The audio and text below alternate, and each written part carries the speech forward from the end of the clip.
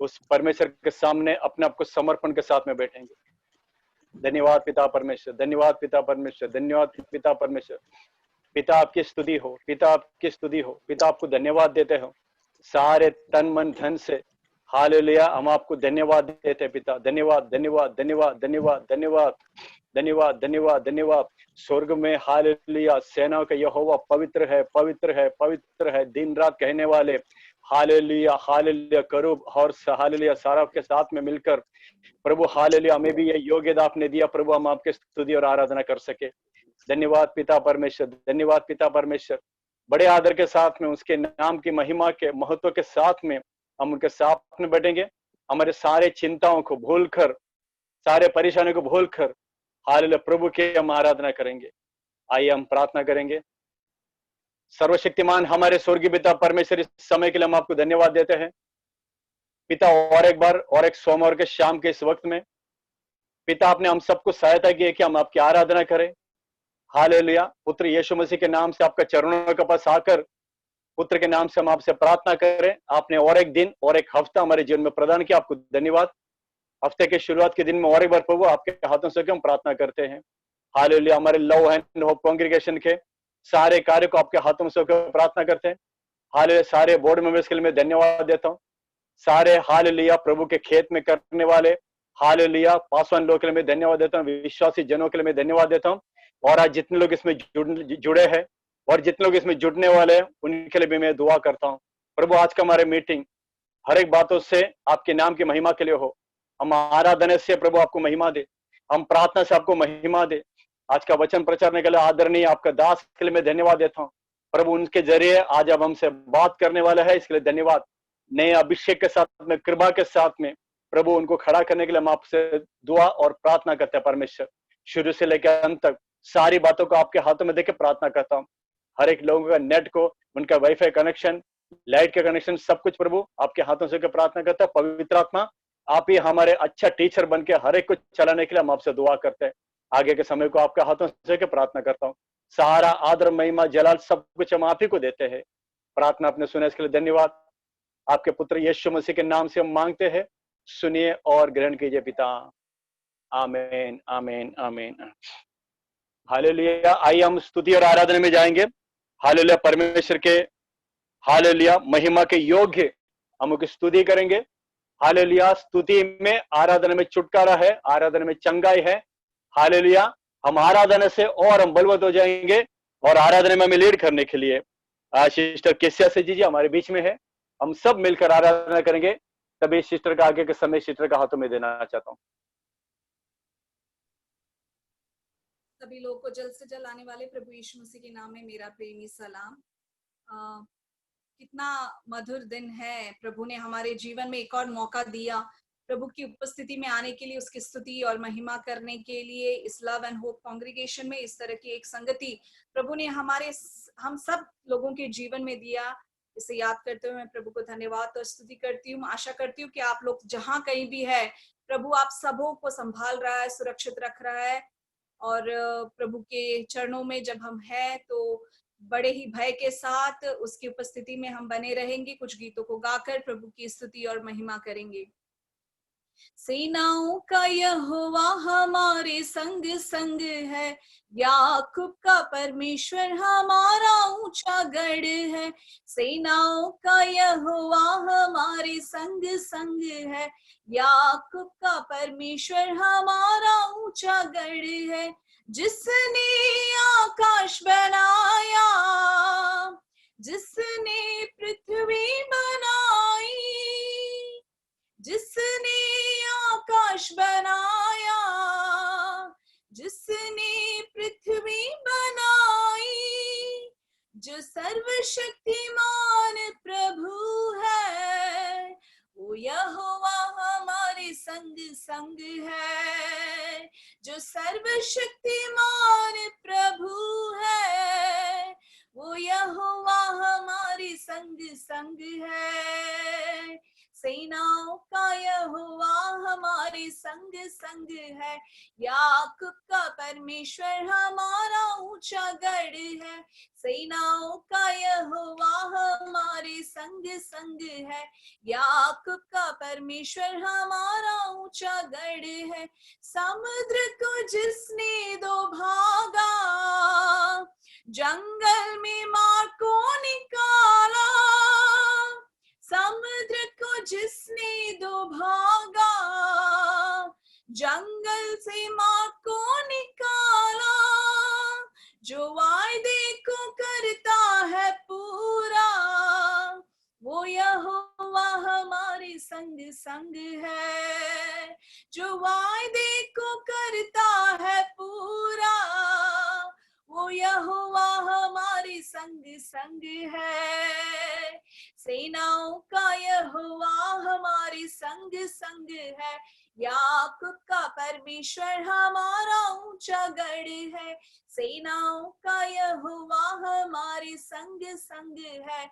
याकूब का परमेश्वर हमारा ऊंचा गढ़ है।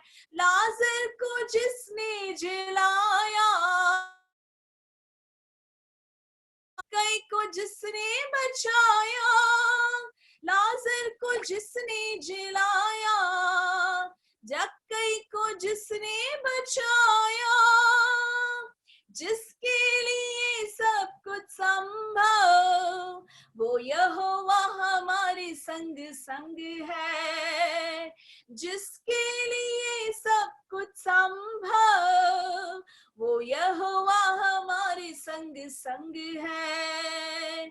सेनाओं का यहोवा हमारे संग संग है। याकूब का परमेश्वर हमारा ऊंचा गढ़ है। सेनाओं का यहोवा हमारे संग संग है। याकूब का परमेश्वर हमारा ऊंचा गढ़ है। हालेलुया। सेनाओं का यहोवा हमारे संग है। हालेलुया। इस लॉकडाउन के इस समय में यूं तो हम किसी से मिल नहीं पा रहे हैं, हम अपने अपने घरों में हैं, लेकिन परमेश्वर हमारे संग है। हालेलुया। सेनाओं का यहोवा हमारे संग है। हमारी सारी जरूरतों में वो हमारे संग है। हालेलुया। असंभव ऐसे हमारे जीवन में हमें लगे, लेकिन वहां पर सब परमेश्वर का कार्य हमारे जीवन में परमेश्वर करने के लिए, आमीन, हालेलुया, सर्वशक्तिमान है। Hallelujah, hallelujah. एक और गीत को गाकर हालेलुया हम प्रभु की आमीन स्तुति करेंगे। हालेलुया। जब आज हम प्रभु के सम्मुख में हैं, हम एक ही बात के कारणवश हम इस प्रार्थना सभा में हैं, प्रभु की करुणा। हालेलुया। मात्र उसकी करुणा के कारण हम सब जीवित है। Hallelujah, hallelujah. आइए हालेलुया एक गीत को गाकर हम परमेश्वर की आराधना करेंगे।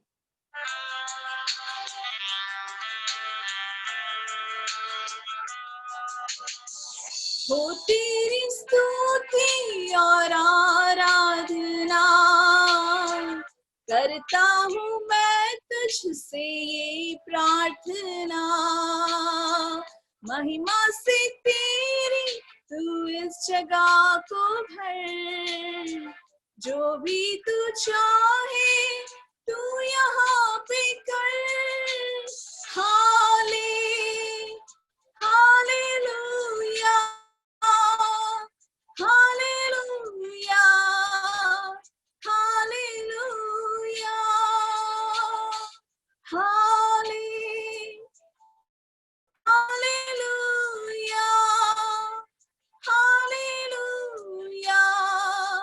हालेलुया। आमीन, हालेलुया। प्रभु की स्तुति और महिमा हम करते रहे। हालेलुया। क्योंकि उसकी करुणा हालेलुया दिन प्रतिदिन हमारे जीवन में नई है। हर एक सुबह हमारे जीवन में उसकी करुणा नई है। हालेलुया। और वो ढाल बनकर हमें हर मुसीबतों से बचाता और छुड़ाता है। हालेलुया।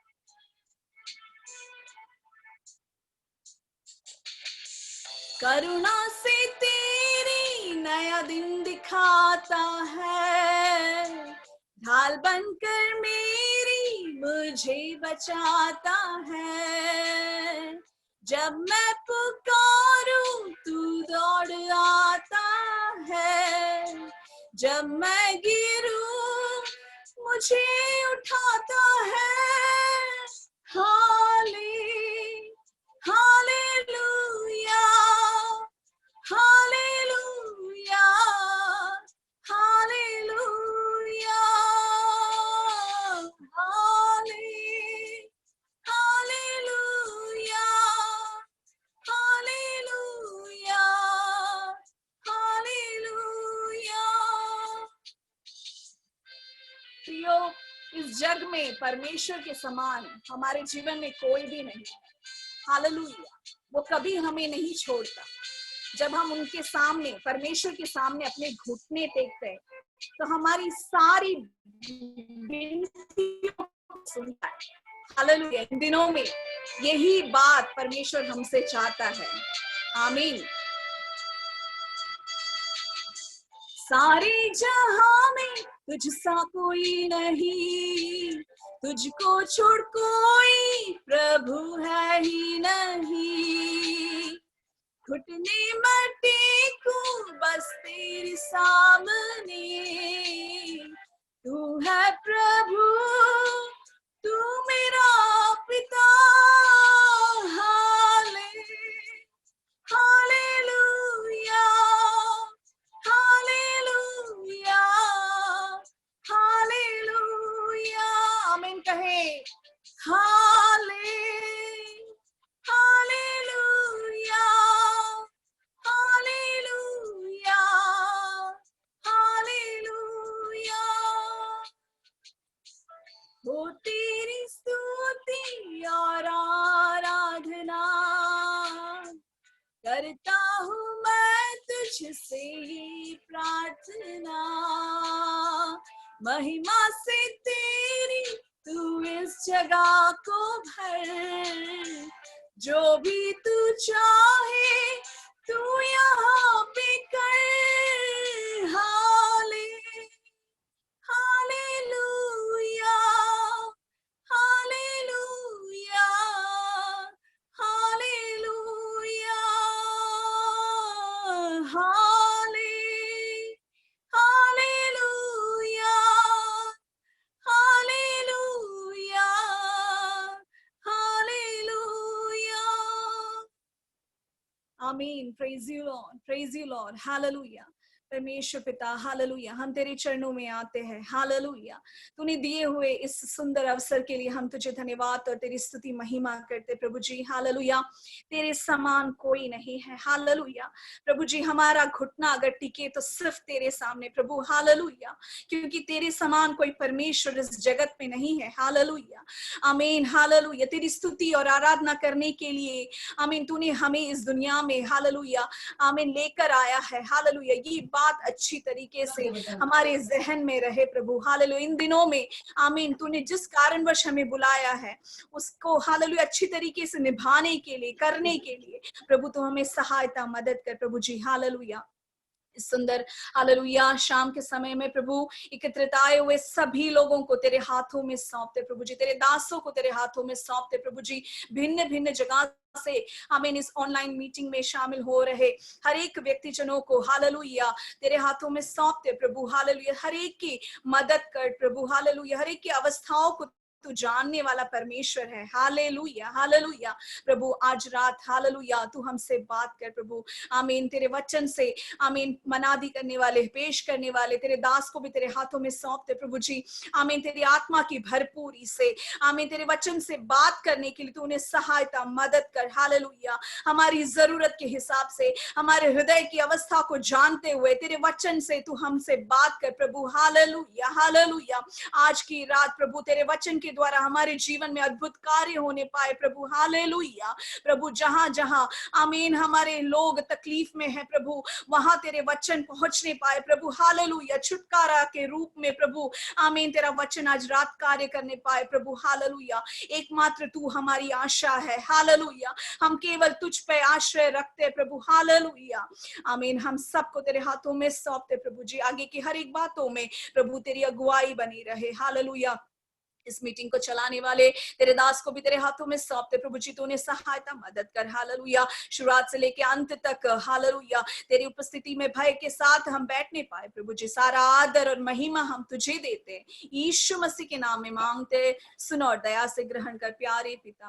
आमीन आमेन आमेन आमेन। हालेलुया, धन्यवाद, हालेलुया, धन्यवाद सिस्टर, हालेलुया। बहुत सुंदर तरीके से प्रभु का आराधना, हालेलुया हालेलुया, अगवा करके हमको चलाने के लिए इतने सहायता किया। प्रभु आशीष करे, अनुग्रह करे। सारा आदर, सारा स्तुति, सारा महिमा सिर्फ परमेश्वर का। हालेलुया। जैसे गीत में गया, सारे जहां पर उसके जैसे और कोई नहीं है। हालेलुया। और उसको छोड़कर कोई खुदा भी नहीं है। Hallelujah hallelujah. हम बहुत धन्य लोग हैं जो उस खुदा को जानने के लिए, उनका बेटा और बेटी बनने के लिए प्रभु ने हमको सहायता किया। धन्यवाद, हालेलुया। आइए अभी हालेलुया 10 मिनट हमारा सामने है, हम कुछ विषय के लिए हम लोग प्रार्थना करेंगे।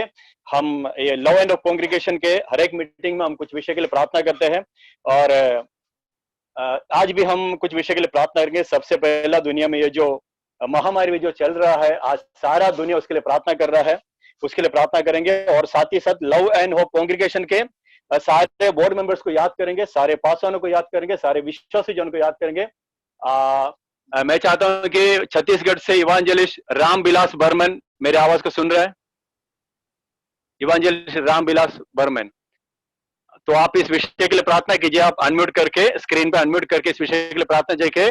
कोरोना से सारा विश्व में, हमारे भारत में मुक्त होने के लिए प्रार्थना करना है। और हमारे लव एंड होप कांग्रीगेशन के सारे जितने भी बोर्ड मेंबर्स है, पासवान लोग हैं और विश्वासी जन, इन दो विषय के लिए आपको प्रार्थना करना है। तो आप राम बिलास बर्मन जी, आप प्रार्थना कीजिए। अनम्यूट कीजिए, आप मोबाइल में अनम्यूट कीजिए, म्यूट है आपका।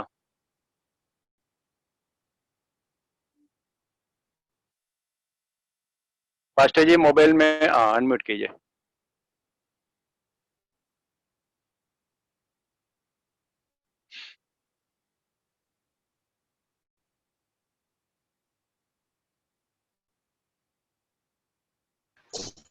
यस, प्रार्थना कीजिए। कोरोना के लिए प्रार्थना करना और लव एंड होप के सारे लोगों के लिए आपको प्रार्थना करना है। छोटा समय में प्रार्थना कीजिए। धन्यवाद करते हैं प्यारे प्रभु जी, स्वर्ग में विराजमान स्वर्गीय पिता परमेश्वर, सर्वज्ञानी, सर्वव्यापी, सर्वशक्तिमान पिता परमेश्वर, मैं एक बार फिर से तेरे चरणों के निकट आता हूँ पिता। आपके इन पिता मोबाइल के द्वारा जुड़े हुए हर एक तेरे दास को पिता, हे प्यारे प्रभु जी, सबको तेरे बलवंत हाथों में समर्पित करता हूँ।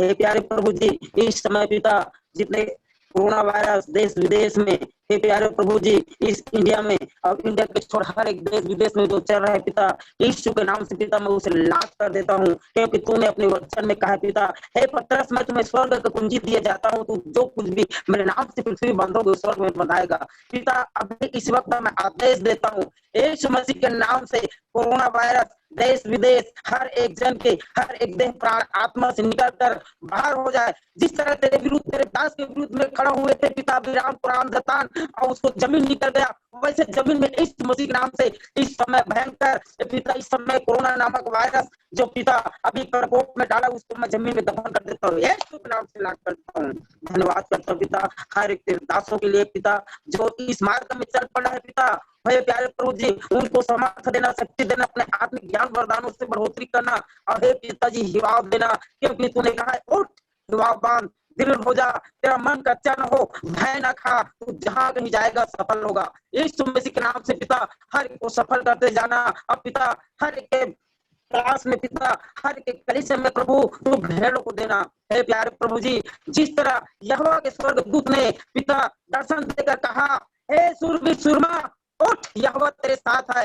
हे पिता इस भयंकर लॉकडाउन के समय में हर के पिता अन्न जल में तू पिता आशीष करना, हर के लिए तू शुद्धि करना पिता। हे प्यारे प्रभु जी, हर प्राणियों के पिता आहार की शुद्धि करना, हर के दुर्बलता में, दुर्दशा में तू शुद्धि लेना। धन्य धन्य तेरे नाम को करता हूँ पिता। सारी प्रार्थना अपने उद्धार करता, मुक्तिदाता, एकमात्र जीवित परमेश्वर यीशु मसीह के नाम से मांगता हूँ, सुन और ग्रहण कर। आमीन आमेन, हालेलुया। प्रभु ने प्रार्थना सुना, धन्यवाद देंगे हाथ उठाकर। धन्यवाद पिता, धन्यवाद। प्रभु ने सारे संकट से अपने भक्त जनों के, लव एंड होप के सारे लोग देश विदेश में जिधर भी है, सबको परमेश्वर ने अपने पंखों तले संभाल करके, इसलिए धन्यवाद देंगे। धन्यवाद धन्यवाद धन्यवाद। अभी और एक विषय के लिए प्रार्थना करना है हमें, हमारे लव एंड होप के घाटकोपर के चर्च के राम मिलान जायसवाल, उसके लिए हम 2 हफ्ते से हम सभी लोग सभी ग्रुप्स में प्रार्थना करते आ रहा है। अभी तक हॉस्पिटल में है तो उसके लिए प्रार्थना करेंगे, और साथ ही साथ किसी का विषय होगा तो बहुत जल्दी आप अगर बता दोगे तो हम लोग साथ में प्रार्थना करेंगे। किसी का विषय होगा तो हमको वचन में जाना है। തോമസ് ഫാസ്റ്റ് എന്തെങ്കിലും കാര്യമായിട്ട് വിഷയമുണ്ടോ?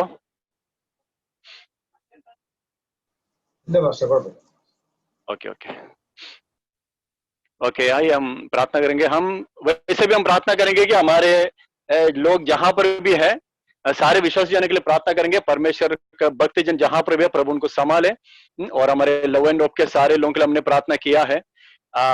प्रभु के भक्तजन जहां भी रहते हैं प्रभु के पंखों तले वो लोग सुरक्षित रहे, इस बात के लिए हम प्रार्थना करेंगे। और मैं चाहता हूँ कि वो राम मिलान जायसवाल, बहुत प्रार्थना उनको जरूरी है और उनके लिए हम प्रार्थना करेंगे। और इवांजेलिस्ट തോമസ് മാത്യു അച്ചായൻ എന്റെ ശബ്ദം കേൾക്കാവോ?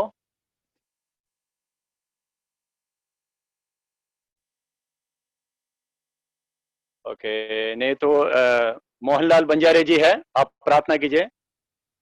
राम मिलान जायसवाल उनका नाम है, राम मिलान जायसवाल। थोड़ा बीमारी की अवस्था में अस्पताल में है, उनको चंगाई के लिए आपको प्रार्थना करना है। छोटा सा प्रार्थना तो मिल जाए।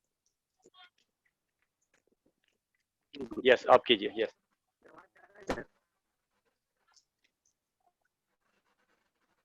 अपने आप को अपने सर्वोच्च परमेश्वर पिता को धन्यवाद दें। धन्यवाद पिता के मालिक, जितने दयालु कार्यकारी परमेश्वर हम आपके चरणों को चढ़ाते हैं पिता। धन्यवाद देते हैं आपके महान उपकारों के प्रभु, जो आपने हमें जो मीटिंग के द्वारा परमेश्वर पिता इकट्ठा होने का और आपकी महिमा करने का अवसर दिया मेरे परमेश्वर, इसलिए धन्यवाद देते हैं पिता। हम चाहते हैं राम मिलन जायसवाल भाई प्रभु जो हॉस्पिटल में इस वक्त है पिता, हम सब मिलकर प्रभु प्रार्थना करते हैं भाई जल्द से जल्द चलने और स्वस्थ होने पाए पिता। उनकी सहायता कर मदद कर प्रभु, डॉक्टर पिता उनका इलाज करने परमेश्वर, क्योंकि आपने कहा मैं तेरे घाव पर पट्टी बांधूंगा और तुझे चंगा करूंगा होने परमेश्वर पिता। चंगा करने वाला हमारा परमेश्वर है। जब हम चाहते हैं भाई राम मिलन जायसवाल को पिता हम तेरे हाथ में सौंपते हैं। दया कर प्रभु के जीवन में कार्य कर मेरे हाथ से जल्द से जल्द चंगे होने पाए परमेश्वर पिता, इसलिए हम आपसे दुआ करते हैं प्रभु। आप महान है, सर्वज्ञानी है, डॉक्टरों का डॉक्टर, वैद्यों को वैद्य पिता। आप परमेश्वर पिता उनके लिए डॉक्टर बनकर इलाज करो प्रभु जी, ताकि वे जल्द से जल्द प्रभु स्वस्थ बच्चे की महिमा करने पाए पिता। धन्यवाद देते प्रभु आपके महान के लिए, जो इस वक्त प्रभु हम सबको पिता अपनी महिमा में इस जून के माध्यम से इकट्ठा होने का अवसर दिया। धन्यवाद पिता, प्रार्थना सुना। धन्यवाद के साथ प्रार्थना हमारे यीशु नासरी के नाम में मांगते सुनो पिताजी, आमीन। हालेलुया। प्रभु ने प्रार्थना सुनो और एक बार प्रभु को धन्यवाद देंगे। धन्यवाद पिता, हालेलुया, धन्यवाद धन्यवाद धन्यवाद धन्यवाद। सारे विषय के लिए हमने हालेलुया प्रार्थना किया, और इस विषय पे जितने भी विषय को हम प्रार्थना कर रहा है इसको अपने व्यक्तिगत प्रार्थना में भी आप लोग याद कीजिएगा, और जितने विषय को हम प्रार्थना कर रहे हैं ताकि प्रभु का छुटकारा बहुत जल्दी उनको ऊपर आ जाए। हालेलुया। अभी वचन का समय है, हम वचन में जाएंगे। और തോമസ് പാസ്റ്റർ സമയം എടുക്കുന്നുണ്ടോ pastor?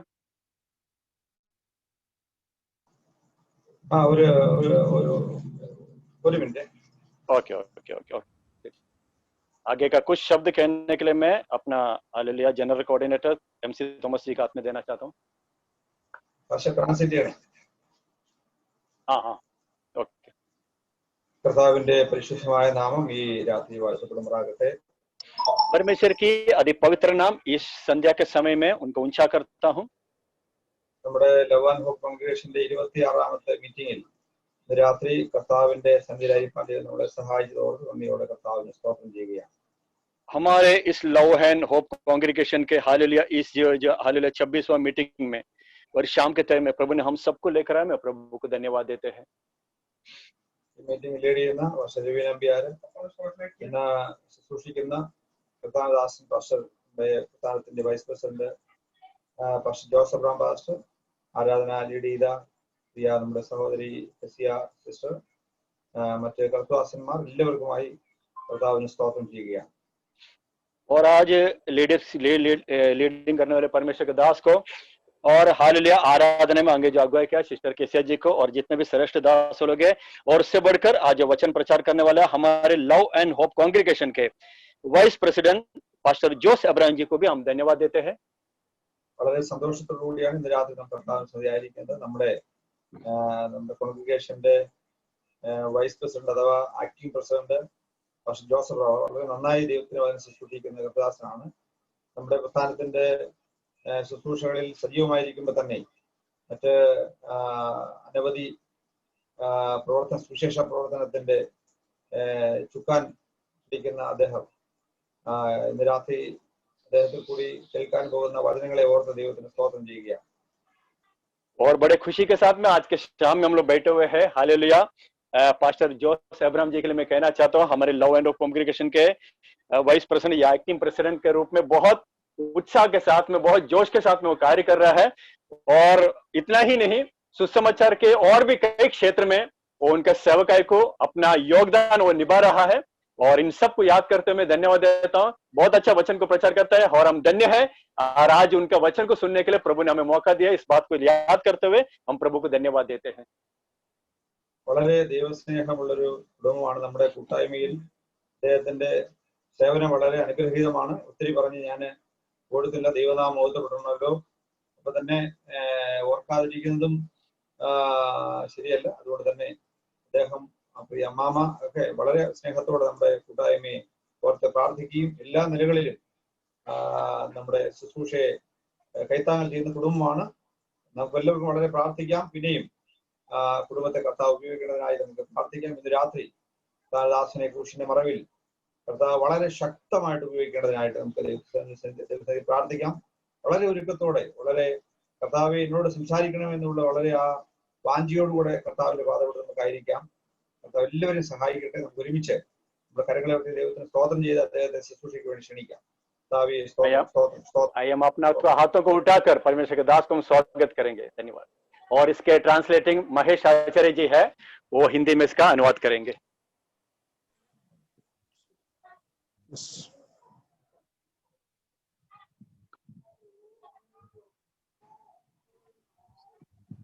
Praise the Lord. Praise the Lord. Praise the Lord. Praise Lord. Hallelujah. Can you hear me? കേൾക്കാമോ? Audible ആണല്ലോ. Yes, yes. Praise God. Praise God. വലിയവനായ ദൈവത്തിന്റെ നാമം ഈ രാത്രി സമയം മഹത്വപ്പെടുമാറാകട്ടെ.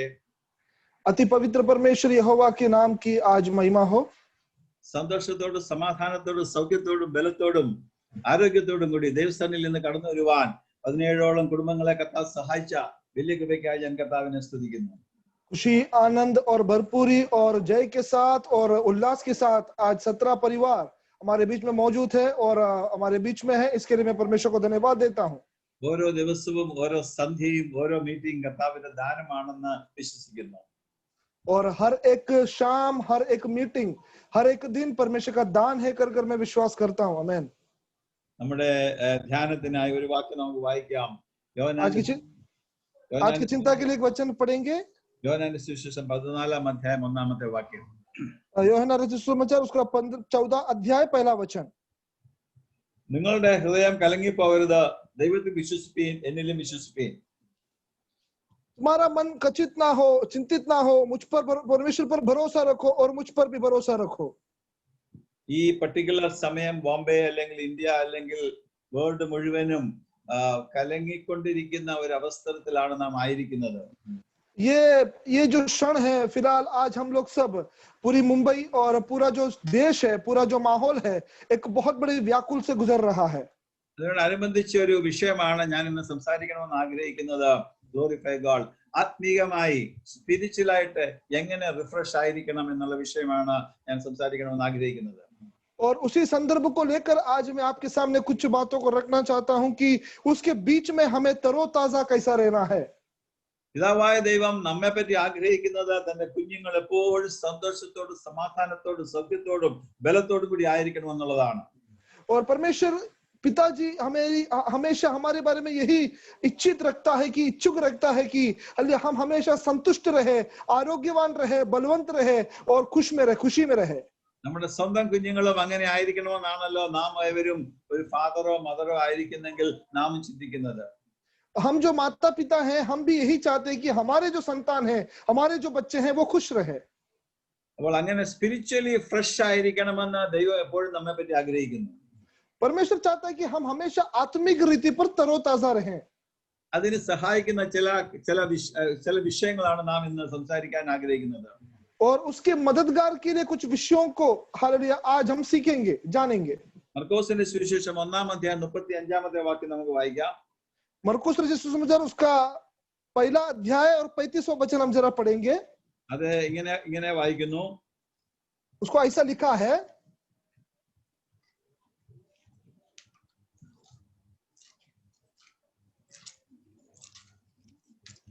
മർക്കോസ് 1:35. मरकुस पहला और 35 वचन. അധികാലത്ത് ഇരുട്ടോടെ അവൻ എഴുന്നേറ്റ് പുറപ്പെട്ട ഒരു നിർജ്ജന സ്ഥലത്ത് ചെന്ന് പ്രാർത്ഥിച്ചു. भोर के दिन निकलते ही बहुत पहले वो उठकर निकला और एक जंगली स्थान में गया और वहां प्रार्थना करने लगा. ദൈവത്തിന്റെ പുത്രനായ യേശുവിന്റെ ജീവിതത്തിൽ 3.5 വർഷക്കാലത്തെ ഈ ലോക ജീവിതത്തിൽ അവൻ പ്രാർത്ഥിപ്പാനായി സമയം കണ്ടെത്തിയിരിക്കുന്നു എന്നാണ് അവിടെ രേഖപ്പെടുത്തിയിരിക്കുന്നത്. हमने जो वचन पढ़ा है उसमें ऐसा लिखा है कि परमेश्वर के पुत्र जो प्रभु यीशु मसीह है, अपने 3.5 साल की सेवकाई के दौरान उन्होंने भी अपने जीवन को अलग किया कि वो प्रार्थना कर सके. A daily quiet time, വളരെ സമാധാനമായി ദിവസം ആരംഭിക്കുന്നത് ദൈവത്തോടുകൂടി ആയിരിക്കണമെന്ന് യേശു കർത്താവ് എപ്പോഴും ആഗ്രഹിച്ചിരുന്നു. और एक छोटा सा समय यानी कि एक बहुत ही शांतता का एक समय उनके जीवन में हमेशा वो चाहते थे. Very early in the morning, അവിടെ അങ്ങനെയാണ് എഴുതിയിരിക്കുന്നത്, ആദ്യകാലത്തെ ഇരുട്ടോടെ. और वो वचन ऐसे लिखता है कि भोर को दिन निकलने से बहुत पहले यानी कि बहुत ही तड़के सुबह. 3 മണിയാകാം, 4 മണിയാകാം, 5 മണിയാകാം. वो शायद 3 बजे हो सकता है, 4 बजे हो सकता है, 5 बजे हो सकता है. ഒരു കർത്താവിന്റെ ദാസൻ ഇങ്ങനെ പറയുന്നത് ഞാൻ കേട്ടു, നാം എപ്പോൾ പ്രാർത്ഥിക്കണം, ഗ്ലോറിഫൈ ഗോഡ്. നമ്മുടെ സഹോദരന്മാര് ചിലർ 5:15 ആകുമ്പോഴാണ് നമ്മൾ അവരുടെ പള്ളികളിൽ നാം ശബ്ദം കേൾക്കുന്നത്. വേറെ ചില സഹോദരന്മാര് 4:30 അല്ലെങ്കിൽ കറക്റ്റ് 4-നുള്ള മുഹൂർത്തത്തിലാണ് അവർ ആരാധനയ്ക്കായി എഴുന്നേൽക്കുന്നത്. നാം വിശ്വാസി ആയിരിക്കുമ്പോൾ നമ്മൾ എപ്പോൾ ആരാധിക്കണം? അതിനു മുമ്പേ ആരാധന തുടങ്ങിയാൽ ദേശത്തെ പിടിച്ചടക്കുവാൻ കർത്താവ് നമ്മെ സഹായിക്കും. हालेलुया. बीच में एक परमेश्वर के दास से मैंने ऐसे सुना कि हमें कभी प्रार्थना करना चाहिए. कुछ लोग मुहूर्त के हिसाब से प्रार्थना करते हैं, कुछ लोग 4:30 बजे उठकर प्रार्थना करते हैं, कुछ लोग 4:15 बजे उठ के प्रार्थना करते हैं. मैं चाहता हूं कि वो परमेश्वर के दास ने ऐसा कहा कि हालेलुया, हम उनसे भी पहले उठकर अगर आराधना करें तो हम अपने देश को हालेलुया हासिल कर सकते हैं. ഉദയത്തിന് മുമ്പേ എന്നൊരു വാക്ക് ബൈബിളിൽ രേഖപ്പെടുത്തിയിരിക്കുന്നു. उसके पहले कर वचन में से लिखा है. 119-ാം സങ്കീർത്തനം 147-ാം വാക്യം നമുക്ക് വായിക്കാം. हम 119वां भजन संहिता उसका 147 वचन पढ़ेंगे. 119-147. 119 का 147 वचन. ഞാൻ ഉദയത്തിന് മുമ്പേ എഴുന്നേറ്റ് പ്രാർത്ഥിക്കുന്നു, നിന്റെ വചനത്തിൽ ഞാൻ പ്രത്യാശ വയ്ക്കുന്നു. वचन ऐसा लिखता है 119 का 147. हालेलुया. मैं फो पटने से पहले दोहाई दी, मेरी आशा तेरे वचन पर थी. എത്ര മനോഹരമായിട്ടാണ് സങ്കീർത്തനക്കാരൻ ആ ഒരു മോർണിംഗ് സ്റ്റാർട്ടിങ് അവിടെ പറഞ്ഞിരിക്കുന്നത്. देखो कितने सुंदरता से परमेश्वर का दास जो भजनकार है वो कितने अच्छे से उनका सुबह की शुरुआत को करते हैं. പ്രാർത്ഥിക്കുന്നു, വചനത്തിൽ സന്തോഷിക്കുന്നു. ദാറ്റ് മീൻസ് ദൈവവചനം മെഡിറ്റേറ്റ് ചെയ്യുകയും ചെയ്യുന്നതാണല്ലോ നാം അനുമാനിക്കേണ്ടത്. और प्रार्थना भी करते हैं और साथ ही साथ में वचन का मनन भी करते हैं. यही तो है हमारा कर्तव्य. തണുപ്പോ ചൂടോ മഞ്ഞോ ഒന്നും അതിനൊരു പ്രതിബന്ധമായിരിക്കാൻ പാടില്ല എന്ന് നാം ഓർക്കണം. गर्मी हो या सर्दी हो या ठंडी हो, ये कुछ भी हमारे लिए एक रोक नहीं है. कर हम इस बात को समझे. ഗെത്സമനയുടെ മുകളിൽ അല്ലെങ്കിൽ നിർജ്ജന പ്രദേശത്തെ കർത്താവ് ചെന്നിരിക്കുമ്പോൾ ഏത് കംഫർട്ടാണ് കർത്താവിന് ലഭിക്കുന്നത്? और आप जरा सोचिए, जंगल के प्रदेश में जब परमेश्वर जाकर प्रार्थना करते हैं तो वो कौन से सुखशाली या फिर सुकून भरी हालेलुया जीवन के साथ वहां प्रार्थना कर रहे हैं. സങ്കീർത്തനങ്ങൾ അഞ്ചാം സങ്കീർത്തനം 1 മുതൽ 3 വരെ സങ്കീർത്തനക്കാരൻ എന്ത് പറയുന്നു നോക്കാം. हम देखेंगे 5वां भजन संहिता उसका 1 से लेकर 3 में क्या लिखा है. വളരെ മനോഹരമായിട്ട് ഒരു വാക്ക് അവിടെ ഉപയോഗിക്കുന്നു. ഞാൻ വായിക്കുന്നു. യഹോവേ എന്റെ വാക്കുകൾക്ക് ചെവി തരണമേ, എന്റെ ധ്യാനത്തെ ശ്രദ്ധിക്കണമേ. എന്റെ രാജാവും എന്റെ ദൈവമായുള്ളവേ, എന്റെ സങ്കടയാതന കേൾക്കണമേ. നിന്നോടല്ലോ ഞാൻ പ്രാർത്ഥിക്കുന്നത്. അടുത്ത വാക്യം വളരെ ശ്രദ്ധിക്കണം. യഹോവേ രാവിലെ എന്റെ പ്രാർത്ഥന കേൾക്കണമേ, രാവിലെ ഞാൻ നിനക്കായി ഒരുക്കി കാത്തിരിക്കുന്നു. आमीन। 5 का 1 से लेकर 3 अगर आप पढ़ेगा उस वचन को ध्यान दे। हे यहोवा मेरे वचनों पर कान लगा, मेरे कराने की ओर ध्यान लगा। हे मेरे राजा, हे मेरे परमेश्वर, मेरी दोहाई पर ध्यान दे, क्योंकि मैं तुझी से प्रार्थना करता हूँ। अगला वचन बहुत ही गंभीर है, उसे ध्यान दे। हे यहोवा भोर को मेरी वाणी तुझे सुनाई देगी, मैं भोर को प्रार्थना करके तेरी बाट जोऊंगा। आमीन। ഞാൻ നിനക്കായി ഒരുക്കി കാത്തിരിക്കുന്നു. മലയാളത്തിൽ സാധാരണ മലയാളം ട്രാൻസ്ലേഷൻ പലപ്പോഴും ചില ഷോർട്ടേജസ് ഉണ്ടാകുന്നു. ഇവിടെ വളരെ ഭംഗിയായിട്ടാണ് ഞാൻ ഒരുക്കി കാത്തിരിക്കുന്നു. कई बार ऐसा होता है कि मलयालम जो लिपि है या फिर जो ट्रांसलेशन है, अनुवाद है, उसमें कई बार कुछ गड़बड़ियां होती है, परंतु इसमें बहुत ही सुंदर रीति से लिखा है कि मैं तेरे लिए फो फट कर इंतजार करूंगा। ഇൻസിഡന്റലി ഞാൻ പറഞ്ഞു കൊള്ളട്ടെ, പണ്ഡിത രമാഭായി ബൈബിള് ഹീബ്രുവിൽ നിന്ന് ഡയറക്ട്ലി മറാഠിയിലോ ട്രാൻസ്ലേറ്റ് ചെയ്തു, ഗ്രീക്കിൽ നിന്ന് ഡയറക്ട്ലി മറാഠിയിലോ ട്രാൻസ്ലേറ്റ് ചെയ്തു. പല വാക്യങ്ങളും ഹിന്ദിയിലും ഇംഗ്ലീഷിലും മറാഠിയിൽ മലയാളത്തിലുള്ളതിനേക്കാൾ ഭംഗിയായി നാം മനസ്സിലാക്കുന്നത് പണ്ഡിത രമാഭായിയുടെ മറാഠി ട്രാൻസ്ലേഷൻ ആണ്. हमें मालूम है कि पंडित रमा भाई जो है वो उन्होंने हिब्रू और ग्रीक से बाइबल को मराठी में अनुवाद किया था। तो कई बार ऐसा है कि मलयालम और हिंदी से ज्यादा अच्छा अनुवाद हमें मराठी में मिलेगा। ഞാൻ ഒരു എക്സാമ്പിൾ ഇപ്പൊ പറയട്ടെ. ജോൺ 1:1 ഇങ്ങനെ പറയുന്നു, പ്രാരംഭി ശബ്ദ ഹോത്ത, ശബ്ദ ദേവസാ ഹോത്ത, आणि शब्द देव होता. എത്ര ബ്യൂട്ടിഫുൾ ആണ് ആ വാക്യം. और मैं एक उदाहरण के रूप में आपको बताना चाहूंगा, जैसे हल्ले यूहन्ना 1 अध्याय 1 वचन में जैसे लिखा है, पहले वचन था, वचन परमेश्वर के साथ था और वचन ही परमेश्वर था। ദൈവവചനം രാവിലെ ധ്യാനിക്കുന്നതും ദൈവസന്നിധിയിൽ പ്രാർത്ഥന കഴിക്കുന്നതും ഗ്ലോറിഫൈ ഗോഡ് നമ്മുടെ ആത്മീയമായ ജീവിതത്തിന് ഏറ്റവും ഉതകുന്നതും ഏറ്റവും മസ്റ്റും കർത്താവ് നമ്മെ കാണിച്ചു തന്നിരിക്കുന്ന എക്സാമ്പിളുമാണെന്ന് ഒരിക്കൽ കൂടി ഞാൻ ഓർപ്പിക്കട്ടെ. मैं एक और बार आपको ये याद दिलाना चाहता हूं कि सुबह बोर को फो फटते उठकर प्रार्थना करना, ये हमारे जीवन के लिए बहुत ही लाभदायक है और ये बहुत ही उन्नति देने वाला है, और ये परमेश्वर ने हमें दिया गया एक उदाहरण है, एग्जाम्पल ये भी कर मैं आपको बताना चाहता हूं। ക്രിസ്തുവിൽ വാഞ്ചിതരെ, ദൈവ സഹോദരന്മാരെ, ദൈവഭക്തന്മാരെ, ഞാൻ ഓർപ്പിക്കണമെന്ന് ആഗ്രഹിക്കുന്നു. നിങ്ങൾ ദൈവത്തിൽ ആശ്രയിക്കണമെങ്കിൽ, ദൈവത്തിൽ സന്തോഷമുള്ളവരാണെങ്കിൽ, forgive everyone who hurts you, നമ്മെ ഉപദ്രവിക്കുന്നവരോട് നാം ക്ഷമിച്ചിരിക്കണം എന്ന് ദൈവത്തിന്റെ വചനം പറയുന്നു. और परमेश्वर का वचन इस तरह लिखता है कि हे परमेश्वर से प्यार करने वालों, परमेश्वर की अभिलाषा करने वालों, मैं तुम्हें एक बात चिताना चाहता हूं, एक बात बताना चाहता हूं, वो ये है कि अगर तुम्हें परमेश्वर के करीब आना है, प्रेम करना है, सबसे पहले माफ करना और हल्ले माफी मांगना सीखें। കൊലോസ്യർ 1:18 എന്ത് വായിക്കുന്നു നമുക്ക് നോക്കാം. और कुलुस्सियों की पत्री 1:18 में क्या लिखा हम देखेंगे. വളരെ ക്ലിയർ ആയിട്ട് അവിടെ എഴുതിയിരിക്കുന്നു. കൊലോസ്യർ 1:18 और बहुत ही अच्छे रीति से वहां लिखा है कि कोलोसियों की पत्री में നിങ്ങൾ കോപം ക്രോധം, ഞാൻ വായിക്കാം.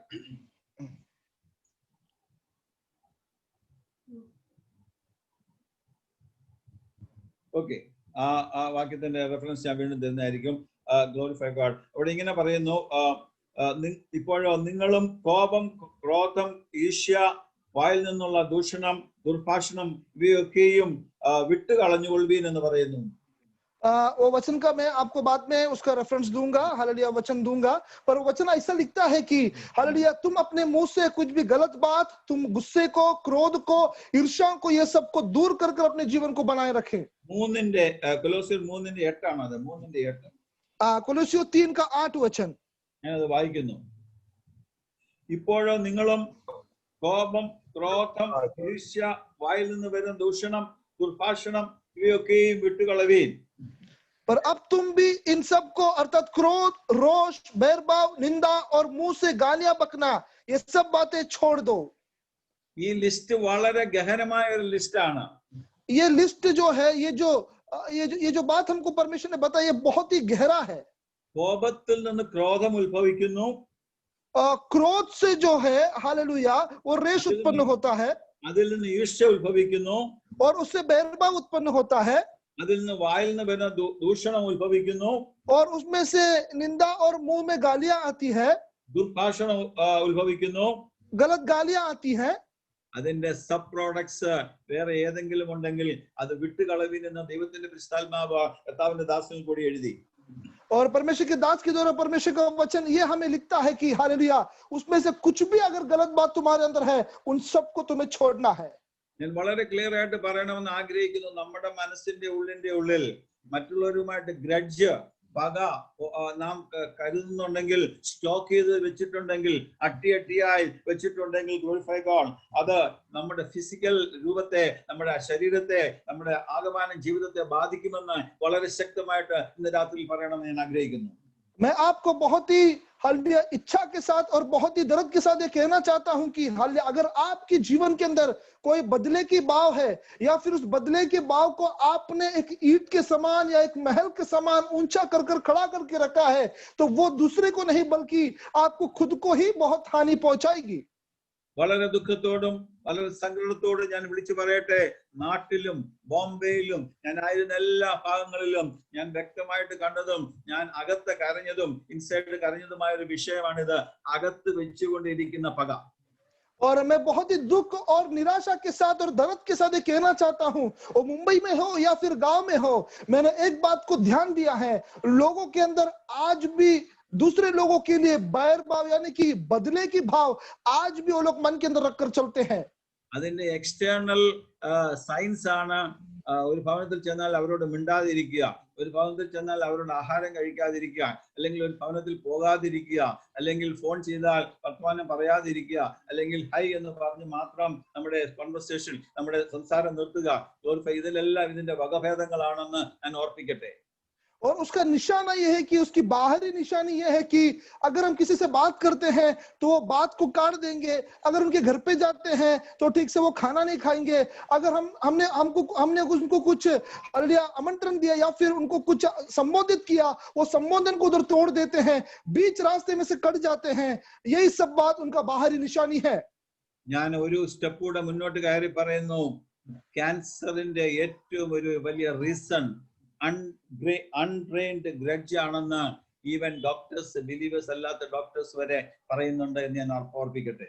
और मैं एक और पड़ाव आगे बढ़कर यह बोलना चाहता हूं कि आज कैंसर आने का सबसे बड़ी दुविधा यही है, सबसे बड़ी कारण यही है कि लोगों के अंदर आज जो बदले की भाव है, ये विश्वासी नहीं परंतु डॉक्टर लोग कहते हैं कि बदले के भाव के कारण लोगों के अंदर आज बहुत बड़ा बीमारी कैंसर है.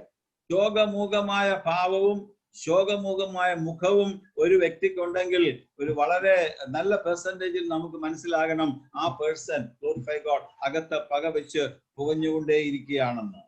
अगर किसी के मुंह उतरा हुआ और किसी का स्वभाव के अंदर बदलाहट और कुछ अलग ही बदलाहट हम देखते हैं तो समझ जाना कि उसके दिल के अंदर उसने बदले की भाव को रखा है. എനിക്ക് ഒരു അമ്മച്ചിയെ അറിയാം, 19 വയസ്സുണ്ട്. She's like A pencil. അതിന്റെ കാരണം മറ്റൊന്നുമല്ല, ആരെയും അപ്രൂവ് ചെയ്യുകയും ആരെയും അപ്രീഷിയേറ്റ് ചെയ്യുകയും ക്ഷമിക്കാതിരിക്കുകയും ചെയ്യുന്ന ഒരു സ്വഭാവം ആ അമ്മച്ചിയിൽ ഉണ്ടായിരുന്നു. परमेश्वर के दास कहते हैं वो एक माता जी को जानते हैं, वो एक काड़ी के समान है. वो कारण यह है कि वो किसी से ज्यादा बात नहीं करती, किसी को प्रोत्साहन नहीं देती, किसी को क्षमा नहीं करती, किसी को अच्छा एक बात नहीं कहती, बदले की भाव के अंदर वो जीती है. ഒരു ക്ഷമിക്കാനുള്ള ഏറ്റവും നല്ല മാർഗം എന്താണെന്ന് എന്നോട് ചോദിച്ചാൽ ഞാൻ ഇങ്ങനെ പറയും, അല്ലെ കർത്താവിന്റെ ദാസന്മാർ പറയും, ദൈവം എന്നോട് എത്ര ക്ഷമിച്ചു എന്ന് ഒരു നിമിഷം ചിന്തിച്ചു കഴിഞ്ഞാൽ 100% നമ്മൾക്ക് ഏത് ക്ഷമയ്ക്കും നമ്മളെ കൊണ്ട് സാധിക്കുമെന്ന് ഞാൻ ഓർപ്പിക്കട്ടെ. आमेन, हालेलुया. अगर क्षमा कैसे करना है इस बात को अगर आप पूछते हैं तो मैं और बाकी दास लोग भी आपसे यही कहेंगे, थोड़ी देर अपने जिंदगी के पिछले दिनों को जरा सोचिए कि परमेश्वर ने आपसे जैसा प्रेम किया, यानी कि आपको जैसा क्षमा किया, जितना क्षमा किया उतना ही क्षमा आपको आपके दूसरों से भी, यानी कि आपके साथ में जो है, आपके विरोध भी जो किए हैं उनको क्षमा करना है. എല്ലാവരോടും എനിക്ക് ക്ഷമിക്കാം, എന്നാൽ രണ്ടുപേരോട് ക്ഷമിക്കാൻ ഒക്കത്തില്ലെന്ന് ആരെങ്കിലും പറഞ്ഞാൽ അതിന്റെ അർത്ഥം ദൈവം ആ മനുഷ്യനോട് എത്രമാത്രം ക്ഷമിച്ചു എന്നുള്ളതിന്റെ, അല്ലെങ്കിൽ ഒരു സ്റ്റെപ്പ് കൂടി പറഞ്ഞാൽ പാപത്തിന്റെ ആഴം അറിയുന്നില്ല എന്ന് നമുക്ക് ചിന്തിക്കണം. मैं इतने लोगों को क्षमा कर सकता हूं, पर ये 2 लोगों को मैं कभी जिंदगी में क्षमा नहीं कर सकता, माफ नहीं कर सकता। अगर कोई व्यक्ति ऐसा बोलता है तो हम एक बात को समझे कि वो परमेश्वर के प्रेम को कितना जान गया है, या फिर कितने पाप की गहराई को वो अभी तक उसके बोध में उसने उसके बारे में जाना नहीं है। ഞാൻ കൈകൂപ്പിക്കൊണ്ട് നിങ്ങളോട് അപേക്ഷിക്കുകയാണ്, എനിക്ക് ആരോടും ക്ഷമിക്കുവാൻ സാധിക്കില്ല എന്ന് ആരും പറയുവാൻ പാടില്ല. मैं आप लोग से हाथ जोड़कर विनती करता हूं, आप कभी ये ना कहे कि मैं किसी को क्षमा नहीं कर सकता. അതുകൊണ്ടാണ് യേശു പറഞ്ഞത്, നീ വഴിപാട് കഴിക്കുവാൻ പോകുമ്പോൾ ആർക്കെങ്കിലും നിനക്ക് ആരോടെങ്കിലും ക്ഷമിക്കുവാനുണ്ടെങ്കിൽ ആ വഴിപാട് ആ റോഡിൽ വെച്ചിട്ട്, ആ വഴിയിൽ വെച്ചിട്ട് നീ അവനോട് പോയി നിരന്നിട്ട് വന്നിട്ട് വഴിപാട് കഴിക്കുക, അപ്പോൾ ഞാൻ നിന്റെ വഴിപാട് സ്വീകരിക്കും. वचन में अगर हम पढ़े तो ऐसा लिखा है, यीशु कहते हैं कि अगर तू बलि करना चाहता है, बलिदान करना चाहता है, और तभी तुझे याद आती है कि मुझे इनसे क्षमा मांगना है या मुझे कुछ मेल मिलाप करना है, तो वचन कहता है कि तेरे बलिदान को वहीं रख, पहला मेल मिलाप कर किया, उसके बाद बलिदान कर, तब मैं तेरे बलिदान को अंगीकार करूंगा. ഇന്ന് രാത്രി കിടക്കാൻ പോകുന്നതിന് മുമ്പ് ആരോടെങ്കിലും ഏതെങ്കിലും വൈഷമ്യമുണ്ടെങ്കിൽ, ഭവനത്തിലും പുറത്തും, ചർച്ചിലും അകത്തും, ഓഫീസിലും പുറത്തും ആരോടെങ്കിലും വൈഷമ്യമുണ്ടെങ്കിൽ, നാട്ടിൽ ആരോടെങ്കിലും വൈഷമ്യമുണ്ടെങ്കിൽ അത് ക്ഷമിച്ചിട്ട് വേണം ഇന്ന് കിടക്കാൻ പോകണമെന്ന് ഞാൻ അഭ്യർത്ഥിക്കുന്നു നിങ്ങളോട്. और आज मैं आपसे बताना चाहता हूँ, आज सोने से पहले किसी के साथ अगर आपका मन मोटावपन है, किसी के साथ अगर आपकी बनती नहीं चले, भले वो आपके घर के अंदर हो, बाहर हो, ऑफिस में हो, बाहर हो, गांव में हो या बाहर हो, किधर भी हो, हालेलुया, पहले उनसे मेल मिलाप कर ले, माफी मांग ले, उसके बाद जाकर अपने हालेलुया बिस्तर में सोना. ക്രിസ്തുവിൽ വാഞ്ചിതരെ, ദൈവഭക്തന്മാരെ, ദൈവമക്കളെ, ഇത് വളരെ വളരെ ആലോചിക്കേണ്ട വിഷയവും നാം ചെയ്തെടുക്കേണ്ട വിഷയവുമാണ്. परमेश्वर के प्रिय लोगों, परमेश्वर से प्रेम करने वालों, परमेश्वर के जनों, हालेलुया, ये बातों को हमें सोचना और अपने आप में अपनाना बहुत ही जरूरी है. നമ്മുടെ രണ്ട് കാര്യങ്ങൾ ഞാൻ പറഞ്ഞു, morning time meditation time with the Lord, glorify God, ക്ഷമിക്കേണ്ടവരോടൊക്കെ ക്ഷമിക്കണം. മൂന്നാമത് പറയണമെന്ന് ആഗ്രഹിക്കുന്നത് നമ്മുടെ സമ്പത്ത് എന്താണ്? പരിശുദ്ധാത്മാവ്, be filled with the spirit. मैं 2 बात आपको बताया. पहली बात है कि बोर को उठ के प्रार्थना करना, दूसरी बात माफी मांगना, क्षमा करना, मेल मिलाप करना, तीसरी बात यह है हालेलुया पवित्र आत्मा से भर जाना. എഫേസ്യർ 5:18 നമുക്ക് വായിക്കാം. एफेसियों 5:18 हम पढ़ेंगे.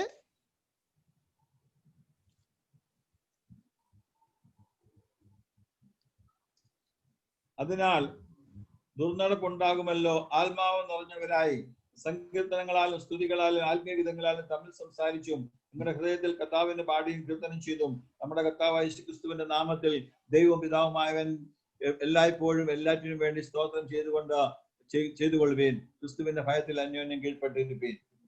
और 18 से लेकर 21 तक पढ़ना चाहता हूँ. दाखिलों से मतवाला ना बनो, क्योंकि इससे लुचपन होता है, पर आत्मा से परिपूर्ण होते जाओ और आपस में भजन और स्तुति गान और आत्मिक गीत गाया करो और अपने अपने मन में प्रभु के सामने गाते और कीर्तन करते रहो और सदा सब बातों के लिए हमारे प्रभु यीशु मसीह के नाम से परमेश्वर पिता का धन्यवाद करते रहो. मसीह के भय से एक दूसरे के अधीन रहो. ആത്മാവ് നിറഞ്ഞവരായി എന്നാണ് വാക്യം തുടങ്ങുന്നത്. उस वचन की शुरुआत में ऐसी है कि आत्मा से परिपूर्ण होते जाओ. ഒരു വിധത്തിൽ പറഞ്ഞാൽ നിങ്ങൾ മത്തരാകണം എന്ന് ദൈവത്തിന്റെ ദാസൻ പറയുന്നത്. വീഞ്ഞു കുടിച്ച് മത്തരാകരുത്, ആത്മാവിൽ മത്തരാകുവിൻ എന്ന് പറയുന്നു. परमेश्वर अगर एक तरफ से देखा जाए तो ऐसा बोलना चाहता है, तुम मतवाले बन जाओ, दाखरस पीकर नहीं परंतु पवित्र आत्मा में. അപ്പോസ്തല പ്രവൃത്തികൾ 2-ാം അധ്യായത്തിൽ ആദിമസഭ എങ്ങനെയായിരുന്നു എന്ന് നമ്മെ ഓർപ്പിക്കുന്നു. प्रेरितों के काम 2 अध्याय में हम देख सकते हैं कि हमारी पहले की कलीसिया, यानी कि पहले शुरुआत की कलीसिया कैसी थी.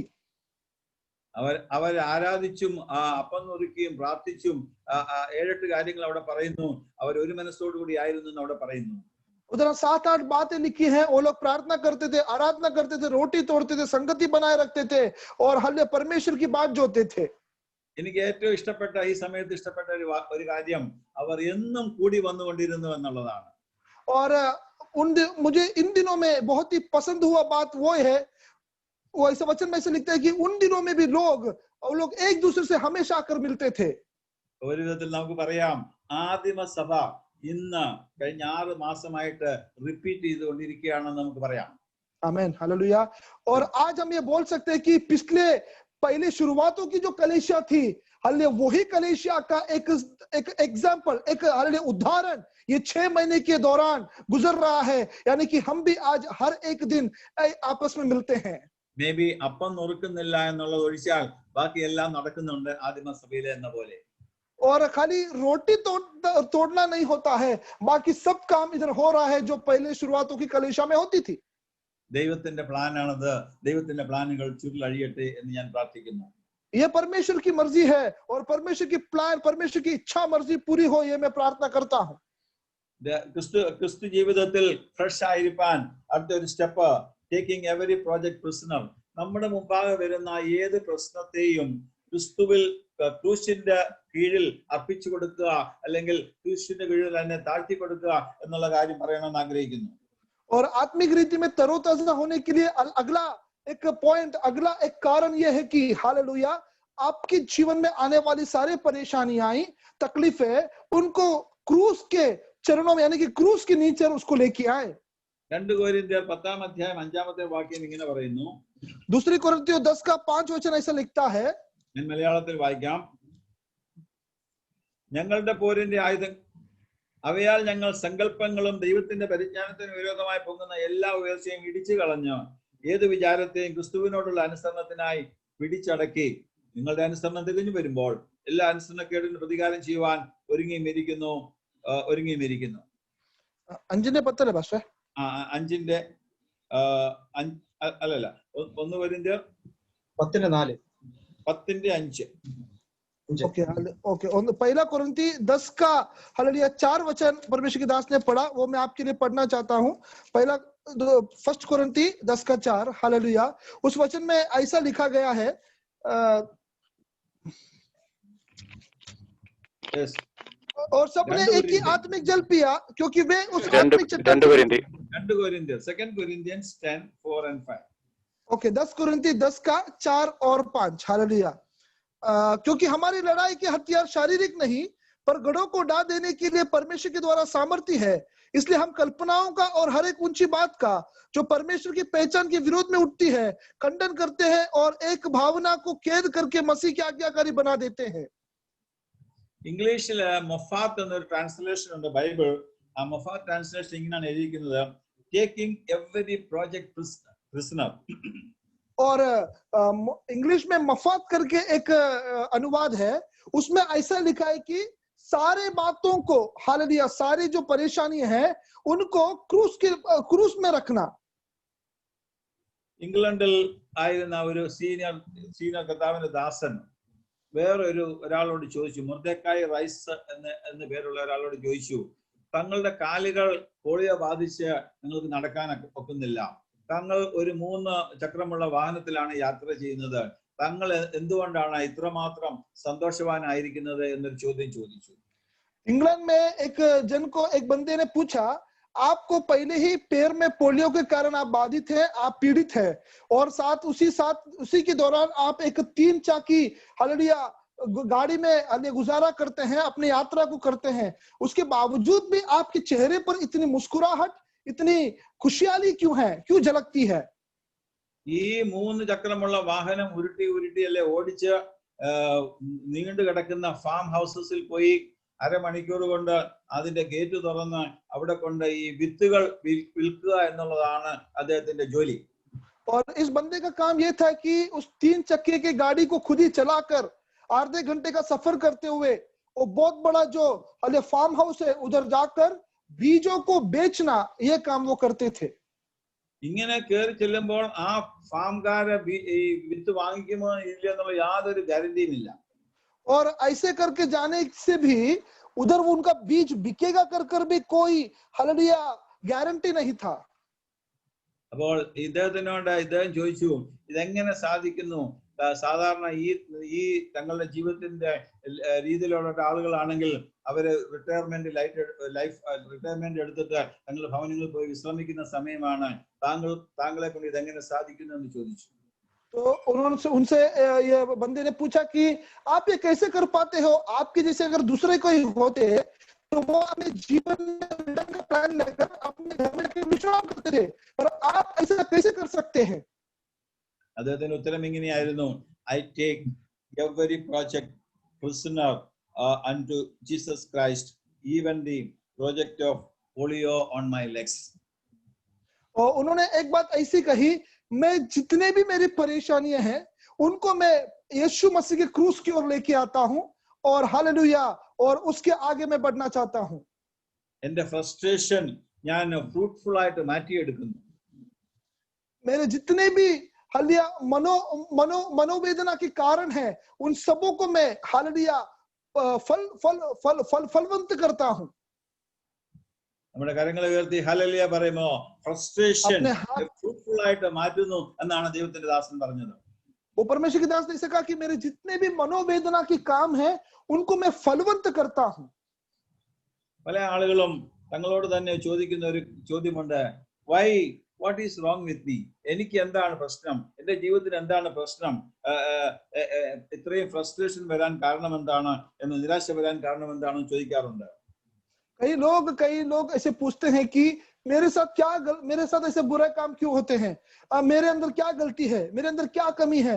मेरे साथ ये बार बार ऐसा क्यों होता है? അതിനുള്ള ഉത്തരമാണ് ഞാൻ പറഞ്ഞത്.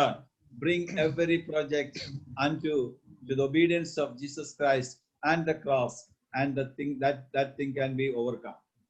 और उसका आंसर, उसका उत्तर यही है कि हालेलुया, तुम्हारी सारी चीजों को, सारे वेदनाओं को, परेशानियों को प्रभु यीशु मसीह के आज्ञाकारिता के अंदर लेके आओ और क्रूस के नीचे रखो, उसके ऊपर तुम जीत सकते हो। 2 കൊരിന്ത്യർ 4:7-8 വാക്യങ്ങൾ നമുക്ക് വായിക്കാം. दूसरा कुरिन्थी 4 से वचन को पढ़ेंगे। എങ്കിലും ഈ അത്യന്ത ശക്തി, 2 കൊരിന്ത്യർ 4:7-8, എങ്കിലും ഈ അത്യന്ത ശക്തി ഞങ്ങളുടെ സ്വന്തം എന്നല്ല, ദൈവത്തിന്റെ ദാനമത്രേ എന്ന് വരേണ്ടതിന് ഈ നിക്ഷേപം ഞങ്ങൾക്ക് മൺപാത്രങ്ങളിലാകുന്നുള്ളത്. ഞങ്ങൾ സകല വിധത്തിലും കഷ്ടം സഹിക്കുന്നവർ എങ്കിലും ഇടുങ്ങിയിരിക്കുന്നില്ല. दूसरा कुरिन्थी 4 का 7 और 8 वचन पढ़ता हूं। परंतु हमारे पास वो धन मिट्टी के बर्तनों में रखा है कि यह असीम सामर्थ हमारी ओर से नहीं वरन परमेश्वर ही की ओर से ठहरे। हम चारों ओर से क्लेश तो भोगते पर संकट में नहीं पड़ते, निरुपाय तो है पर निराश नहीं होते। ഒരു വിശ്വാസിയും അവിശ്വാസിയും ഉണ്ടെങ്കിലും അവിശ്വാസി പറയുകയാണ്, എന്റെ സകല വിധത്തിൽ കഷ്ടം അനുഭവിക്കുന്നതെങ്കിലും ഞാൻ ഇടുങ്ങിയിരിക്കുന്നില്ല.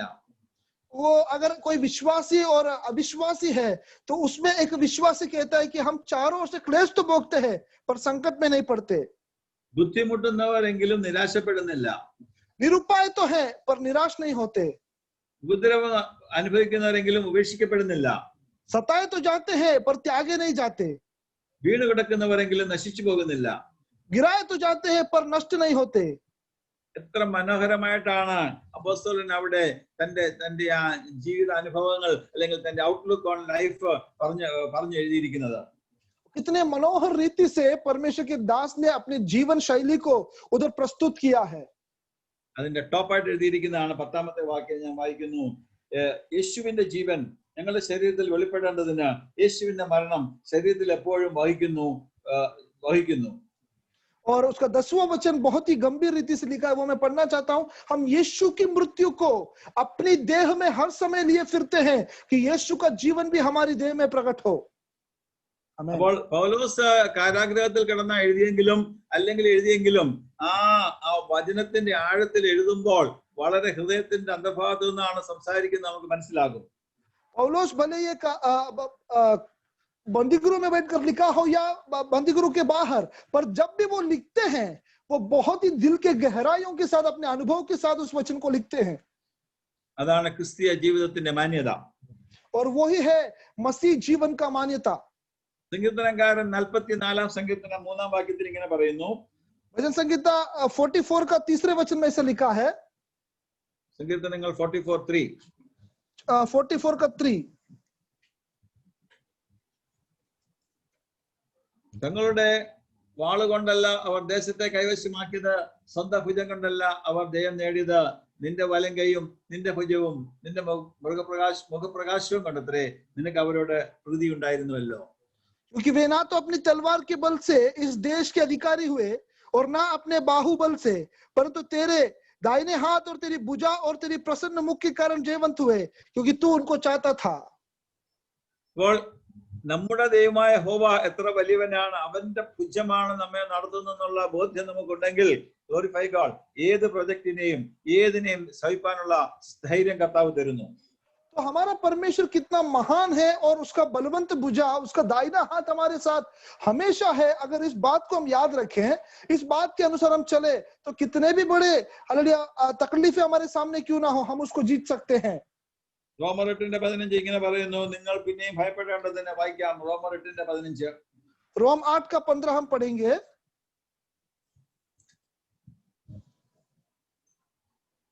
നിങ്ങൾ പിന്നെയും ഭയപ്പെടേണ്ടതിന് ദാസ്യത്തിന്റെ ആത്മാവിനെ അല്ല, നാം അബ്ബാ പിതാവേ എന്ന് വിളിക്കുന്ന പുത്രത്തിന്റെ ആത്മാവിനെ അത്ര പ്രാപിച്ചത്. क्योंकि तुमको दासत्व की आत्मा नहीं मिली कि फिर भयभीत हो, परंतु लेखपालकपन की आत्मा मिली है, जिससे हालेलुया है अब हम है अब्बा है पिता कहकर पुकारते हैं। രാജാവിന്റെ മക്കളാണ് നാം, പിതാവിന്റെ മക്കളാണ് നാം. അങ്ങനെയാണെങ്കിൽ ആ സ്റ്റാൻഡേർഡിൽ തന്നെ നാം ജീവിക്കേണ്ടിയിരിക്കുന്നു. हम राजा के संतान हैं, हम हालेलुया पिता की संतान है, तो हमें उसी व्यक्तित्व में रहना है। ആ ചാപ്റ്ററിൽ തന്നെ 8:28 ഇങ്ങനെ പറയുന്നു, എന്നാൽ ദൈവത്തെ സ്നേഹിക്കുന്നവർക്ക് നിർണയപ്രകാരം വിളിക്കപ്പെട്ടിരിക്കുന്നവർക്ക്. വായിക്കാം 8:28. और 8:28 में ऐसा लिखा है, എന്നാൽ ദൈവത്തെ സ്നേഹിക്കുന്നവർക്ക് നിർണയപ്രകാരം വിളിക്കപ്പെട്ടവർക്ക് തന്നെ സകലവും നന്മയ്ക്കായി ഈ വ്യാപരിക്കുന്നു എന്ന് നാം അറിയുന്നു. रोमियो 8:28 में से लिखा है, हम जानते हैं कि जो लोग परमेश्वर से प्रेम रखते हैं उनके लिए सब बातें मिलकर भलाई ही को उत्पन्न करती है, अर्थात उन्हीं के लिए जो उसकी इच्छा के अनुसार बुलाए हुए हैं। 8:37 വീണ്ടും വിളിച്ചു പറയുന്നു. 8:37 ऐसा लिखता है, 37 ऐसा लिखता है, നാമോ നമ്മെ സ്നേഹിച്ചതിന് മുഖാന്തരം ഇതിലൊക്കെയും പൂർണ്ണ ജയം പ്രാപിക്കുന്നു. परंतु इन सब बातों में हम उसके द्वारा जिसने हमसे प्रेम किया है जयवंत से भी बढ़कर हैं। അപ്പോൾ ഈ വാക്യങ്ങളെല്ലാം നമ്മെ ഓർപ്പിക്കുന്നത് ദൈവത്തിന്റെ കൂടെ നടക്കുകയും ദൈവമക്കളായി നാം ജീവിക്കുകയും ചെയ്യുമ്പോൾ നമുക്ക് തന്നിരിക്കുന്ന അധികാരവും ബലവും ശക്തിയും വളരെ വളരെ ഉന്നതമായതാണ്. तो हम इन सारे वचनों का अगर श्रेय देखें, इसका संदर्भ देखें, ये हमको एक ही बात बताती है कि हम जो परमेश्वर की संतान है, हम जो परमेश्वर के बच्चे हैं, और जो अधिकार परमेश्वर हमको दिया है वो बहुत ही बड़ा और मुख्य है। വളരെ സക്സസ്ഫുൾ ആയിട്ട് ക്രിസ്ത്യ ജീവിതം നയിക്കുന്ന ഒരു പ്രിയ മാതാവിനോട് ഒരു ദാസൻ ചോദിക്കുകയുണ്ടായി, നിങ്ങൾ അമ്മച്ചി എങ്ങനെയാണ് ഇത്ര സക്സസ്ഫുൾ ആയിട്ട് സന്തോഷമായിട്ട് ജീവിക്കുന്നത്? एक जयवंत मसीह जीवन जीने वाला एक माता जी से एक परमेश्वर के दास ने ऐसा पूछा, माता जी आप इतने खुशहाली और जयवंत के साथ कैसे जीते हो? ആ അമ്മച്ചി പറഞ്ഞ ഉത്തരം കർത്താവിന്റെ ദാസൻ ഒരിക്കലും മറന്നിട്ടില്ല. അദ്ദേഹം ഇങ്ങനെ പറയുണ്ടായി, ഒരുത്തൻ കാഞ്ചി വലിക്കുന്നതിന് മുമ്പ് അതിനാൽ ഉണ്ടാകുന്ന മുറിവ് എന്നിൽ സുഖം പ്രാപിക്കുന്നു. उन्होंने एक ऐसा बात कहा, എന്താ ഭാഷ ഒരു ഭാഷ കൂടെ പറയാമോ? ഒരാള് തോക്കും കൊണ്ട് നമ്മെ ഷൂട്ട് ചെയ്താൽ ആ ഷൂട്ടിന്റെ ട്രിഗർ വലിക്കുന്നതിന് മുമ്പ് എനിക്കുണ്ടാകാവുന്ന മുറിവ് എനിക്ക് സൗഖ്യം ആയിരിക്കുന്നു. आमीन हालेलुया। उनका बोलने का तरीका ऐसा था, एक जन अगर मुझे और बंदूक को ताकता है और वो गोली मारने की तैयारी भी करता है, उससे अगर मुझे चोट भी पहुंचता है और चोट से पहुंचने के पहले ही मैं चंगी हो गई करके मुझे विश्वास है। ഇംഗ്ലീഷിൽ ഇങ്ങനെ പറയുന്നു, I get healed as soon as the trigger is pulled. ആ ട്രിഗർ വലിക്കുന്നതിന് ആ സമയത്ത് തന്നെ ഞാൻ സൗഖ്യം പ്രാപിക്കുന്നു. इंग्लिश में, अंग्रेजी में बहुत ही और अच्छे से लिखा है कि मैं उसी दौरान चंगी हो जाती हूँ जब मेरे हानि के लिए बंदूक की उस नोक को दबाते हैं। അലംഭാവത്തോടു കൂടിയ ദൈവ ഭക്തി. 1 തിമോത്തിയോസ് 6:6 നമുക്ക് വായിക്കാം. 1 തിമോത്തി 1:6 हम पढ़ेंगे। അലംഭാവത്തോടു കൂടിയ ദൈവശക്തി വലിയ ആകുന്നു. 1 तिमोथी का वचन उसका 6 में ऐसा लिखा है कि वो जो शक्ति है बहुत ही कोई पढ़ेंगे उस वचन को? 1 तिमोथी 1:6। 1 Timothy 6:6. 1 तिमोथी 6:6। Yes.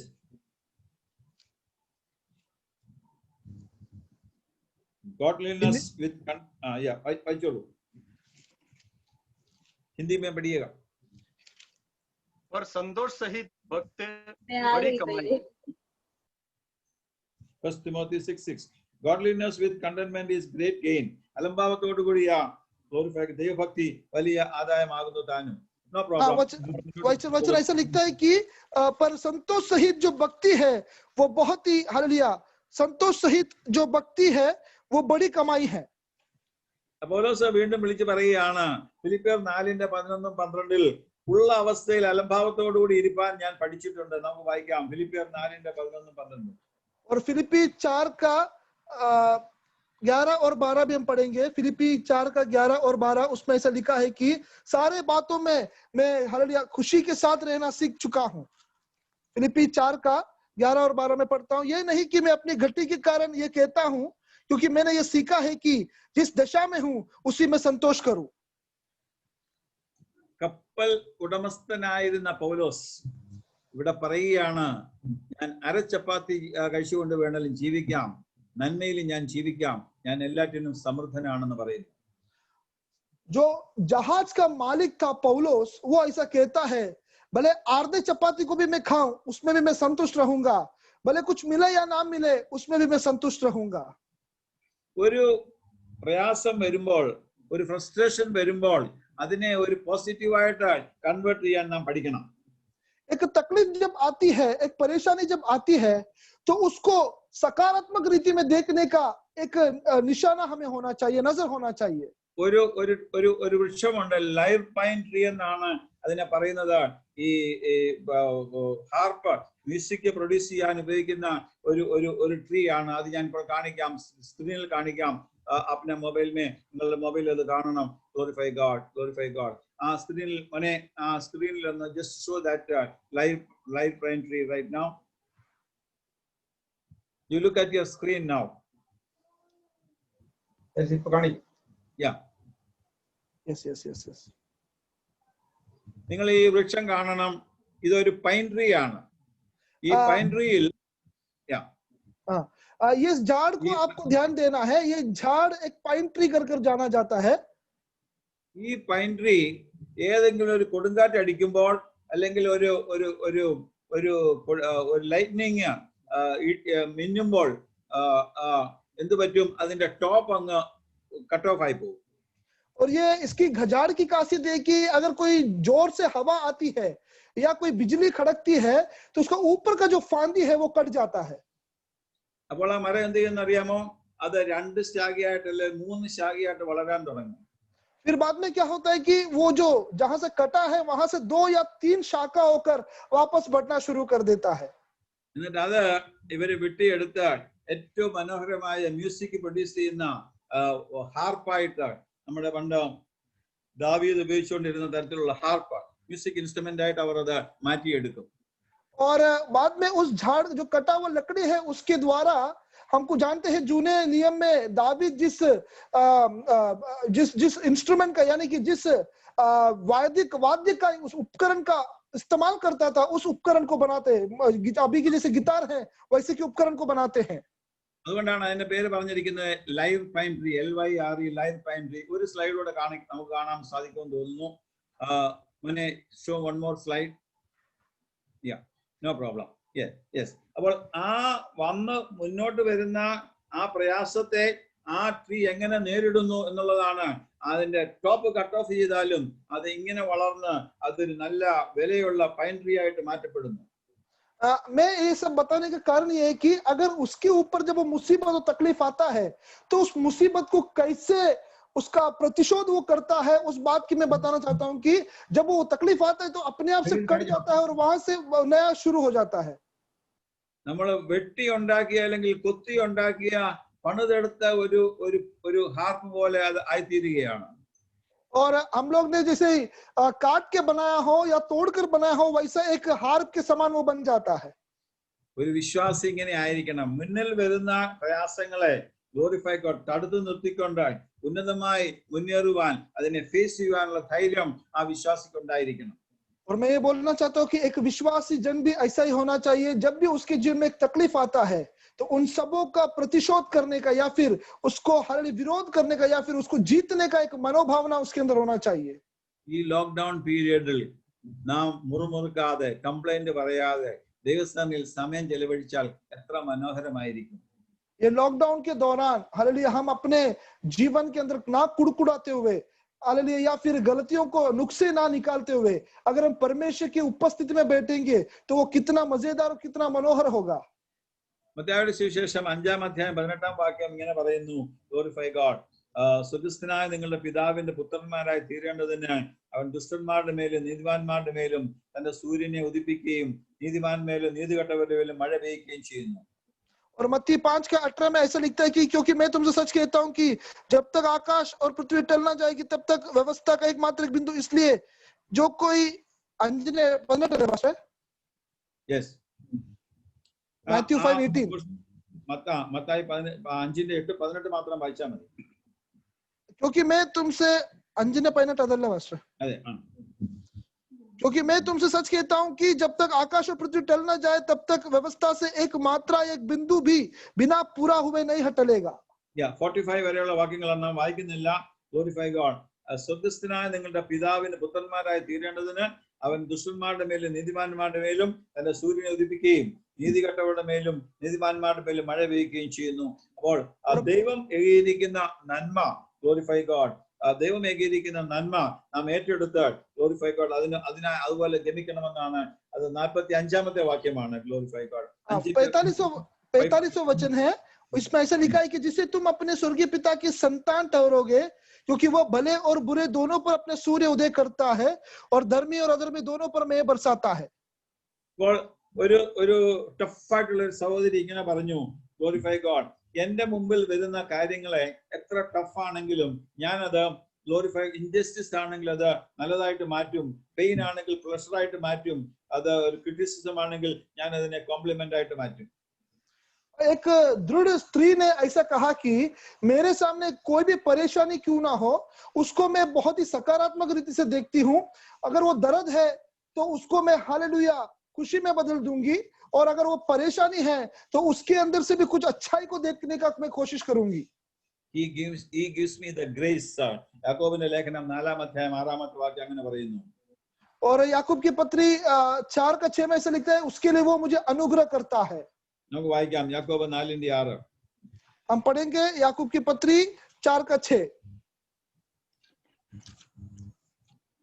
वो तो और भी अनुग्रह देता है, इस कारण यह लिखा है कि परमेश्वर अभिमानियों का विरोध करता है और दीनों पर अनुग्रह करता है. आमेन, हालेलुया. യെസ്, അവൻ അധികം കൃപ നൽകുന്നു എന്ന് അവിടെ എഴുതിയിരിക്കുന്നു. Glorify God. और उधर लिखा है कि वो बहुत अनुग्रह देता है. യേശുവിന്റെ ജീവിതത്തിലും നാം ഓർക്കണം, ഇങ്ങനെയുള്ള സാഹചര്യങ്ങൾ കടന്നു വന്നു. ലൂക്കോസിന്റെ സുവിശേഷം 22-ാം അധ്യായത്തിന്റെ 43 മുതൽ 41 മുതൽ 43 വാക്യങ്ങളിൽ നാം ഒരു വാക്യം മാത്രം വായിക്കാം. ലൂക്കോസിന്റെ സുവിശേഷം 22:43. लूका रचित सुसमाचार उसका 22वां अध्याय उसका 41 वचन. 22:43 22 का 43 43 वचन വായിച്ചാട്ടെ. तब स्वर्ग से एक दूत उसको दिखाई दिया जो उसे सामर्थ्य देता था. യെസ്, ഒരു ദൂതൻ അവിടെ വന്നു എന്ന് ദൈവത്തിന്റെ വചനം വിളിച്ചു പറയുന്നു. और वचन ऐसा लिखता है कि वहां एक दूत उतर के आकर उनको सामर्थ्य दिया. എപ്പോഴാണെന്നറിയാമോ? കർത്താവ് പ്രാർത്ഥിച്ചു, കർത്താവേ, പിതാവേ, കഴിയുമെങ്കിൽ പാനപാത്രമെങ്കിൽ നിന്ന് മാറ്റണം, എങ്കിലും എന്റെ ഹിതമല്ല നിന്റെ ഹിതം നടക്കട്ടെ എന്ന് യേശു പ്രാർത്ഥിച്ചപ്പോൾ ഇതാ ഒരു ദൂതൻ കർത്താവിനെ സഹായിക്കുവാനായി ഇറങ്ങി വരുന്നു. एक संदर्भ हमको मालूम है कि ये प्रार्थना कब, ये परमेश्वर ने वहां क्या प्रार्थना किया था, खुदावंद अगर आपकी मर्जी है तो ये प्याला मेरे हाथ से या मेरे सामने से हट जाए, पर फिर भी मेरी नहीं आपकी मर्जी पूरी हो. जब ये प्रार्थना उन्होंने की तो उनको शक्ति और वो सामर्थ्य देने के लिए एक दूत उनकी सेवा के लिए उतर के आते हैं. അത്യുന്നതനായ ദൈവത്തിന്റെ പുത്രനായ യേശുവിന് ഈ പ്രയാസവും ഉണ്ടാകാമെങ്കിൽ വിശ്വാസികളായ നമുക്കും ചില ചോട്ടാമോട്ട പ്രയാസങ്ങൾ ഉണ്ടാകുന്നാൽ അത് ധൈര്യത്തോടുകൂടി ഏറ്റുവാങ്ങുന്നവനാണ് വിശ്വാസി എന്ന പേരിന് യോഗ്യൻ. सर्वशक्तिमान परमेश्वर भी अगर इस दौरा से यानी कि इस संदर्भ से अगर गुजर कर गया है तो हम जो छोटे विश्वासी हैं, हम भी जो विश्वासी है, अगर हमें भी ऐसे अगर कुछ मुश्किलें आए, घड़ी आए, तो हमें भी उसे दृढ़ता के साथ हालेलुया हमें उसको हालेलुया फेस करना है, सामना करना है. ഒരു കാര്യം കൂടെ പറയണമെന്ന് ആഗ്രഹിക്കുന്നു. പോസിറ്റീവ് താങ്ക്സ് ഗിവിംഗ് എന്നുള്ള ഒരു കാര്യം കൊലോസ്യരുടെ ലേഖനം 3-ാം അധ്യായം 15-ാമത്തെ വാക്യം നമുക്ക് വായിക്കാം. कुलुस्सियों 3 का 15 वचन हम पढ़ेंगे. കൊലോസ്യർ 3:15 ഇങ്ങനെ പറയുന്നു, glorify God. ക്രിസ്തുവിന്റെ സമാധാനം നിങ്ങളുടെ ഹൃദയങ്ങളിൽ വാഴട്ടെ. അതിനല്ലോ നിങ്ങൾ ഏക ശരീരമായി വിളിക്കപ്പെട്ടിരിക്കുന്നത്. നന്ദിയുള്ളവരായും ഇരിപ്പിൻ. कुलुस्सी 3:15 ऐसा लिखा है कि मसीह की शांति जिसके लिए तुम एक देह होकर बुलाए भी गए हो तुम्हारे हृदय में राज्य करे और तुम धन्यवादी बने रहो. എല്ലാ നെഗറ്റീവായിട്ടുള്ള കാര്യങ്ങളിലും ഒരു ചെറിയ പോസിറ്റീവ് കാണും. അത് കണ്ടെടുക്കുവാൻ നാം ശ്രമിക്കണം. हर एक नकारात्मक कामों के अंदर एक सकारात्मक बात छिपी है, उस बात को खोज कर निकालना हमारा श्रेय होना चाहिए. നാം ഒരു വിശ്വാസിയാണെങ്കിൽ അത് കണ്ടെടുത്ത് കർത്താവിന് പോസിറ്റീവ് താങ്ക്സ് ഗിവിംഗ് കൊടുക്കണം എന്ന് ഞാൻ ഓർപ്പിക്കട്ടെ. और हम अगर एक विश्वासी हैं तो इन सब बातों के अंदर हम एक सकारात्मक रीति से परमेश्वर को धन्यवाद देना चाहिए. ഈ ലോക്ക്ഡൌൺ സമയത്ത് നമ്മുടെ പല കാര്യങ്ങളും മുടങ്ങിയിരിക്കുകയാണ്. എന്നാലും glorify God, ഭവനത്തിനകത്ത് താമസിക്കുകയും ഒരുമിച്ചായിരിക്കുകയും ചെയ്യുവാൻ കർത്താവ് എത്ര വലിയ വളരെ ഓപ്പർച്യൂണിറ്റി സന്ദർഭമാണ് തന്നിരിക്കുന്നത് എന്നോർത്ത് അതാണ് പോസിറ്റീവ് താങ്ക്സ് ഗിവിംഗ് എന്ന് പറയുന്നത്. भले ही इस लॉकडाउन के दौरान सारी जगह में सब बंद के कारण हम घर के अंदर बैठे हैं और हमारा कुछ काम नहीं हो रहा, परंतु उसके अंदर भी हमें एक बात को सोचना है, इसके दौरान हम परिवार के साथ सही सलामत है, हम अपने परिवार के साथ बने हुए हैं, तो इस बात को सोचकर हमें परमेश्वर को धन्यवाद देना है. ഞാനൊരു കർത്താവിന്റെ ദാസനെ അറിയും. പുള്ളി ഒരിക്കലും ഭവനത്തിൽ ഇരിക്കുകയില്ല. എന്നാൽ ഈ ലോക്ക്ഡൌൺ ആയപ്പോൾ അദ്ദേഹം മുഴുവൻ സമയം ഭവനത്തിൽ തന്റെ ഭാര്യയ്ക്കും കുഞ്ഞുങ്ങൾക്ക് വേണ്ടി അവൈലബിൾ ആണ്. और मैं एक परमेश्वर के दास कहते हैं कि वो एक दास को जानते हैं जो कभी घर पर नहीं बैठते, परंतु आज इस दौरे पर हालेलुया इस कारणवश वो अपने घर में है और अपने पत्नी और बच्चों को समय देते हैं. ഈ സന്ധ്യയെങ്കിൽ നാം ചിന്തിച്ചത് എന്താണ്? Glorify God. ദൈവത്തിന്റെ മക്കൾ സന്തോഷമുള്ളവരും ഉല്ലാസമുള്ളവരും നന്മയുള്ളവരും നന്ദിയുള്ളവരുമായിരിക്കണമെന്ന് യഹോവയായ ദൈവം ആഗ്രഹിക്കുന്നു. और आज ये संध्या समय में हमने क्या मनन किया, वो ये है कि हम परमेश्वर के जन, हम परमेश्वर के बच्चे हमेशा खुशहाली में, अनुग्रह में और खुशी के साथ और बलवंत के साथ हमें रहना है. അങ്ങനെ സ്പിരിച്വലി ആത്മീകമായി റിഫ്രഷ് ആയിരിക്കേണ്ടതിന് വേണ്ടി ചില കാര്യങ്ങൾ എല്ലാം ഞാൻ പറഞ്ഞില്ല, ചിലത് മാത്രം സമയക്കുറവുണ്ട്, ചിലത് മാത്രമേ പറഞ്ഞുള്ളൂ. അത് ഓർമ്മയിൽ ഇരിക്കട്ടെ എന്ന് ഞാൻ അപേക്ഷിക്കുന്നു. और मैं आपसे अपेक्षा करता हूं कि उसी के दौरान अगर हमें आत्मिक रीति पर तरोताजा होना है तो क्या करना है, उसका कुछ बातें मैंने आपको बताया, पूरा नहीं, कुछ बातें बताया, और मैं चाहता हूं कि वो आपके जहन में रहे. സോഷ്യൽ മീഡിയ അല്ല നമ്മുടെ ജീവിതം തുടങ്ങേണ്ടതും നമ്മുടെ ഒരു ദിവസത്തെ ജീവിതം അവസാനിപ്പിക്കേണ്ടതും. यस आमीन.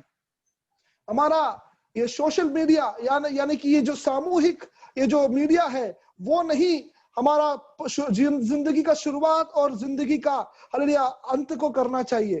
അർത്ഥാത് വാട്സാപ്പും ഫേസ്ബുക്കും അല്ല നമ്മുടെ ജീവിതം തുടങ്ങേണ്ടത്, രാവിലെ ജീവിതം അവസാനിപ്പിക്കേണ്ടത് വൈകിട്ട് എന്ന് ഞാൻ പ്രത്യേകം ഓർപ്പിക്കണമെന്ന് ആഗ്രഹിക്കുന്നു.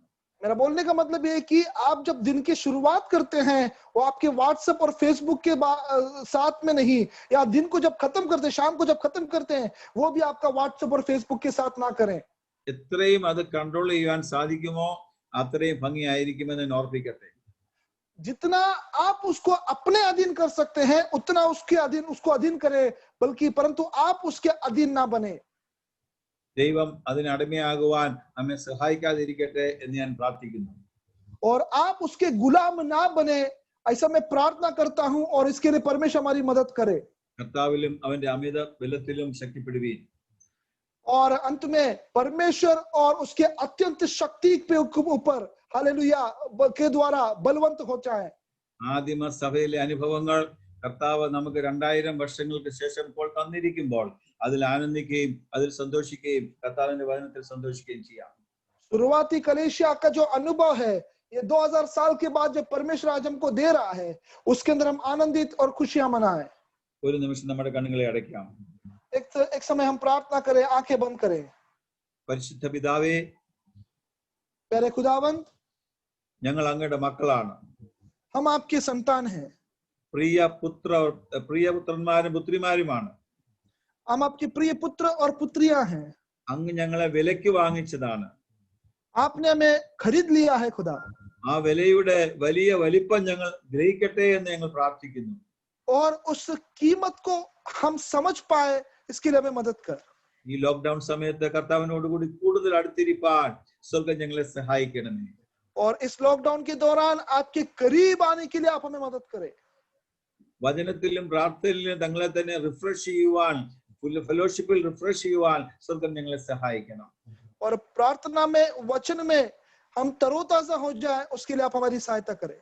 ശത്രു ഞങ്ങളുടെ മനസ്സുകളെ, ചിന്തകളെ മറ്റുള്ള സോഷ്യൽ മീഡിയയിലും വാട്സാപ്പിലും കൊണ്ടുപോകാൻ പാടില്ല. प्रभु, शैतान हमें व्हाट्सएप और सोशल मीडिया के अंदर ना लेके जाए. കർത്താവ് ഞങ്ങളെ സഹായിക്കുമെന്ന് അടിയങ്ങൾ ഉറച്ചിരിക്കുന്നു. और परमेश्वर हमारी मदद करेगा, हम विश्वास करते हैं. ഇന്ന് രാത്രി സമയം ഞങ്ങളെ അനുഗ്രഹിക്കുന്നതിനാൽ അങ്ങേ വാഴ്ത്തുന്നു. और ये समय परमेश्वर आप हमारी मदद करते, इसके लिए धन्यवाद.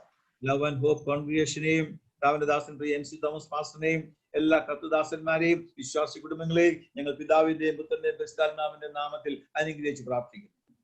लवेंट ऑफ कॉन्ग्रीगेशन के तमाम मेंबर, तमाम परमेश्वर के दासगण, आज हालेलुया MC थॉमस पास्टर, उनके परिवार और सब लोगों को हम पिता, पुत्र, पवित्र आत्मा के नाम से आशीषित करते हैं. ഈ പാൻഡമിക് ഇന്ത്യയിൽ നിന്നും ലോകരാഷ്ട്രങ്ങളിൽ നിന്നും മാറിപ്പോകട്ടെ. और ये जो बीमारी, महामारी है, हमारे दुनिया से दूर चली जाए. ഇസ്രായേൽ രാജ്യത്തെയും യെരുശലേമിന്റെ സമാധാനത്തിന് വേണ്ടി അടിയങ്ങൾ പ്രാർത്ഥിക്കുന്നു. इस्राएल और यरूशलेम की शांति के लिए हम दुआ करते हैं. നിങ്ങളുടെ കുഞ്ഞുങ്ങളുടെ ഓൺലൈൻ എഡ്യൂക്കേഷൻ നടക്കുകയാണ്. കർത്താവ് അത് ഉന്നതമാക്കി തരണമേ എന്ന് അടിയങ്ങൾ അപേക്ഷിക്കുന്നു. हमारे बच्चों की हालेलुया ऑनलाइन जो पढ़ाई चले, उसको परमेश्वर आप हालेलुया अनुग्रह करें. കർത്താവ് മാനിക്കണം യേശുവിന്റെ നാമത്തിൽ തന്നെ. परमेश्वर आप सुन ले यीशु मसीह के नाम से. ഈ സമയം അനുവദിച്ചു തന്ന കർത്താവിന്റെ ദാസനെ MC തോമസ് പാസ്റ്ററിനെയും പ്രിയപ്പെട്ടവരെ ഒരിക്കൽ കൂടി നന്ദി പറയുന്നു. കർത്താവ് നമ്മെ അനുഗ്രഹിക്കട്ടെ. और ये समय परमेश्वर के दास के द्वारा मुझे मिला, MC थॉमस पास्टर और सभी लोगों को, श्रोतागणों को मैं अपना धन्यवाद देता हूं. आमीन. हालेलुया. धन्यवाद, धन्यवाद, धन्यवाद, धन्यवाद, धन्यवाद. परमेश्वर को धन्यवाद देंगे. हालेलुया. परमेश्वर को धन्यवाद देंगे. हालेलुया. आज के शाम के वक्त में प्रभु ने हालेलुया हमें वचन से, अच्छे वचन से तृप्त किया. परमेश्वर को धन्यवाद देंगे. मैं हालेलुया हमारे लव एंड होप कांग्रीगेशन के वाइस प्रेसिडेंट पास्टर जो अरबान जी को मैं तहे दिल से सारे ग्रुप के तरफ से धन्यवाद देना चाहता हूँ. हालेलुया. आज अपना कीमती समय निकाल कर हालेलुया हमारे बीच में वचन को बांटा. प्रभु उन्हें आशीष करे, उनके सेवकाई को और आशीष करे, उनका परिवार को, हाले उनका हर एक क्षेत्र में जहां पर भी सुसमर्थ प्रचारकों की सेवा होते हैं, हर जगह पर प्रभु उनको आशीष करे. हालेलुया. प्रियो, आज वचन को आज हमने सुना है, उस वचन को मनन करेंगे, हम प्रार्थना करेंगे. आज जितने लोग ने इस वचन को सुना है, हालेलुया, बहुत हालेलुया, उन्होंने जितने पॉइंट्स दिया, मैंने सब पॉइंट्स को मैंने लिख कर रखा है. बहुत अच्छे अच्छे पॉइंट्स उसने दिया है. हालेलुया. आगे भी हमें हालेलुया मनन करने के लिए हालेलुया ये वचन हमें बहुत लाभदायक है हमारे जीवन में. और हालेलुया उन्होंने शुरुआत में उन्होंने कहा कि पाँव फटते ही लोग परमेश्वर, और दाऊद भी, यीशु मसीह भी प्रार्थना करते. सुबह का वक्त सब लोग प्रार्थना करने से पहले हम परमेश्वर के जन जो है, हम सुबह उठ जाए और प्रभु से प्रार्थना करें. हालेलुया. क्यों? क्योंकि हम हालेलुया जीवित परमेश्वर के बच्चे हैं हम. हालेलुया. प्रभु ने एक एक दिन हमें जीवित रखता है, हमें उसको धन्यवाद देने के लिए. मैं तो कहता हूँ जैसे पास्टर लोग प्रचार करते हैं, चिड़िया उगने हालेलुया अपने आवाज को देने से पहले पंछी अपने आवाज देने को पहले परमेश्वर के जन उठ के उनके स्तुति करे. हालेलुया. और हालेलुया हमें किस तरीके से लोगों को माफ करना है और किस तरीके से बैरभाव और दुष्टता को छोड़कर प्रभु के स्वभाव में आना है. कई पत्र ने कई वचन को हमें हालेलुया सुना दिया है. उन्होंने बहुत एक अच्छा वगैरह रोमियो से हालेलुया वापस लेके कि हम जानते हैं कि जो लोग परमेश्वर से प्रेम रखते हैं और उनके लिए सब बातें मिलकर भलाई की उत्पन्न करते हैं. हालेलुया. अर्थात उन्हीं के लिए जो उसकी इच्छा के अनुसार बुलाए गए हैं. मैं और आप बुलाए और चुने गए लोग हैं. हालेलुया. आज इस वचन को हमने सुना है, इसको वैसे ही यूं ही सुनकर न जाए, अपने हृदय के पट्टियों में लिखकर इसको पर मनन करें, ताकि इस वचन के अनुसार हम आगे के जीवन में हम हालेलुया चल सके और आशीष को पा सके. हालेलुया. मैं तो समझता हूं अगर इस वचन को पालन करें, सारे बीमारियां, सारे वेदना यूं ही हमारे जीवन से दूर हो जाएंगे. हालेलुया. आइए हालेलुया हम आखिरी प्रार्थना की ओर जा रहे हैं. हम प्रार्थना करेंगे हालेलुया पास्टर जोसेफ अब्राहम जी और उनका सेवक के लिए, और जितने लोग इसमें जुड़े, जितने ये वचन को सुनना है, उनके लिए प्रार्थना करना है. हालेलुया. इसके लिए हम प्रार्थना करेंगे. और आखिरी का प्रार्थना मैं चाहता हूं कि हमारे टीए अब्राहम बेंगलुरु से हमारे साथ में जुड़े हुए हैं. अवसान प्रार्थना पास्टर टीए अब्राहम पास्टर जी ആ പ്രാർത്ഥിക്കണമെന്ന് അപേക്ഷിക്കുകയാണ്. हालेलुया. जोस पास्टर के लिए हम प्रार्थना करेंगे और लो एंड ऑफ में जुड़े हुए सारे लोग के लिए प्रार्थना करेंगे और आखिरी का प्रार्थना करने के लिए पास्टर टीए अब्राहम बेंगलुरु से उनके हाथों में आगे का समय देना चाहता हूँ.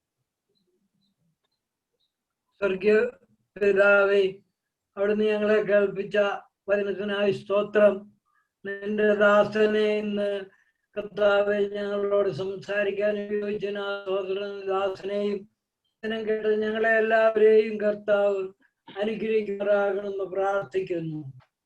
സ്വർഗീയ പിതാവിന് പുത്രന്മാരായി തീരേണ്ടതിന് പിതാവിനെ പോലെ നീതിമാന്മാരുടെ മേലും നീതികെട്ടവരുടെ മേലും എല്ലാം കരുണ ചൊരിയുന്നവരായി, ക്ഷമിക്കുന്നവരായി, കർത്താവെ രാവിലെ ദൈവസന്നിധിയിൽ സമയം ചെലവഴിക്കുന്നവരായി, വാട്സപ്പിൽ നിന്നൊക്കെ വിടുവിക്കപ്പെട്ടവരായി, അതിൻ്റെ മേലൊക്കെ ജയമെടുക്കുന്നവരായി ഞങ്ങളെ തീർക്കണമേ കർത്താവെ. എല്ലാത്തിൻ്റെ മേലും വാഴുവാനാണല്ലോ ദൈവം ആദാമിനെയും ഹവ്വയെയും സൃഷ്ടിച്ചത്. ഞങ്ങളെ അതിനാണല്ലോ കർത്താവ് വിടുവിച്ചത്. മറ്റ് വാട്സപ്പിൽ നിന്ന് ഞങ്ങളെ വാഴുന്നത്, പിശാച് ഞങ്ങളെ വാഴുന്നതിൽ നിന്നൊക്കെ വിടുവിക്കണം. ഞങ്ങൾക്ക് അതിന് മേലൊക്കെ ജയം തരണം. ജയിക്കുന്നവനാണല്ലോ എല്ലാം ദൈവം വാഗ്ദത്തം ചെയ്തിരിക്കുന്നത്. പ്രാർത്ഥന കേട്ടിരിക്കുക. സ്തോത്രം. എല്ലാ കേൾവിക്കാരെയും അനുഗ്രഹിച്ചാട്ടെ.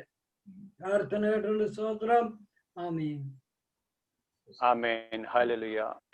തോമസ് പാസ്റ്റർ ആശീർവാദം പറയാമോ?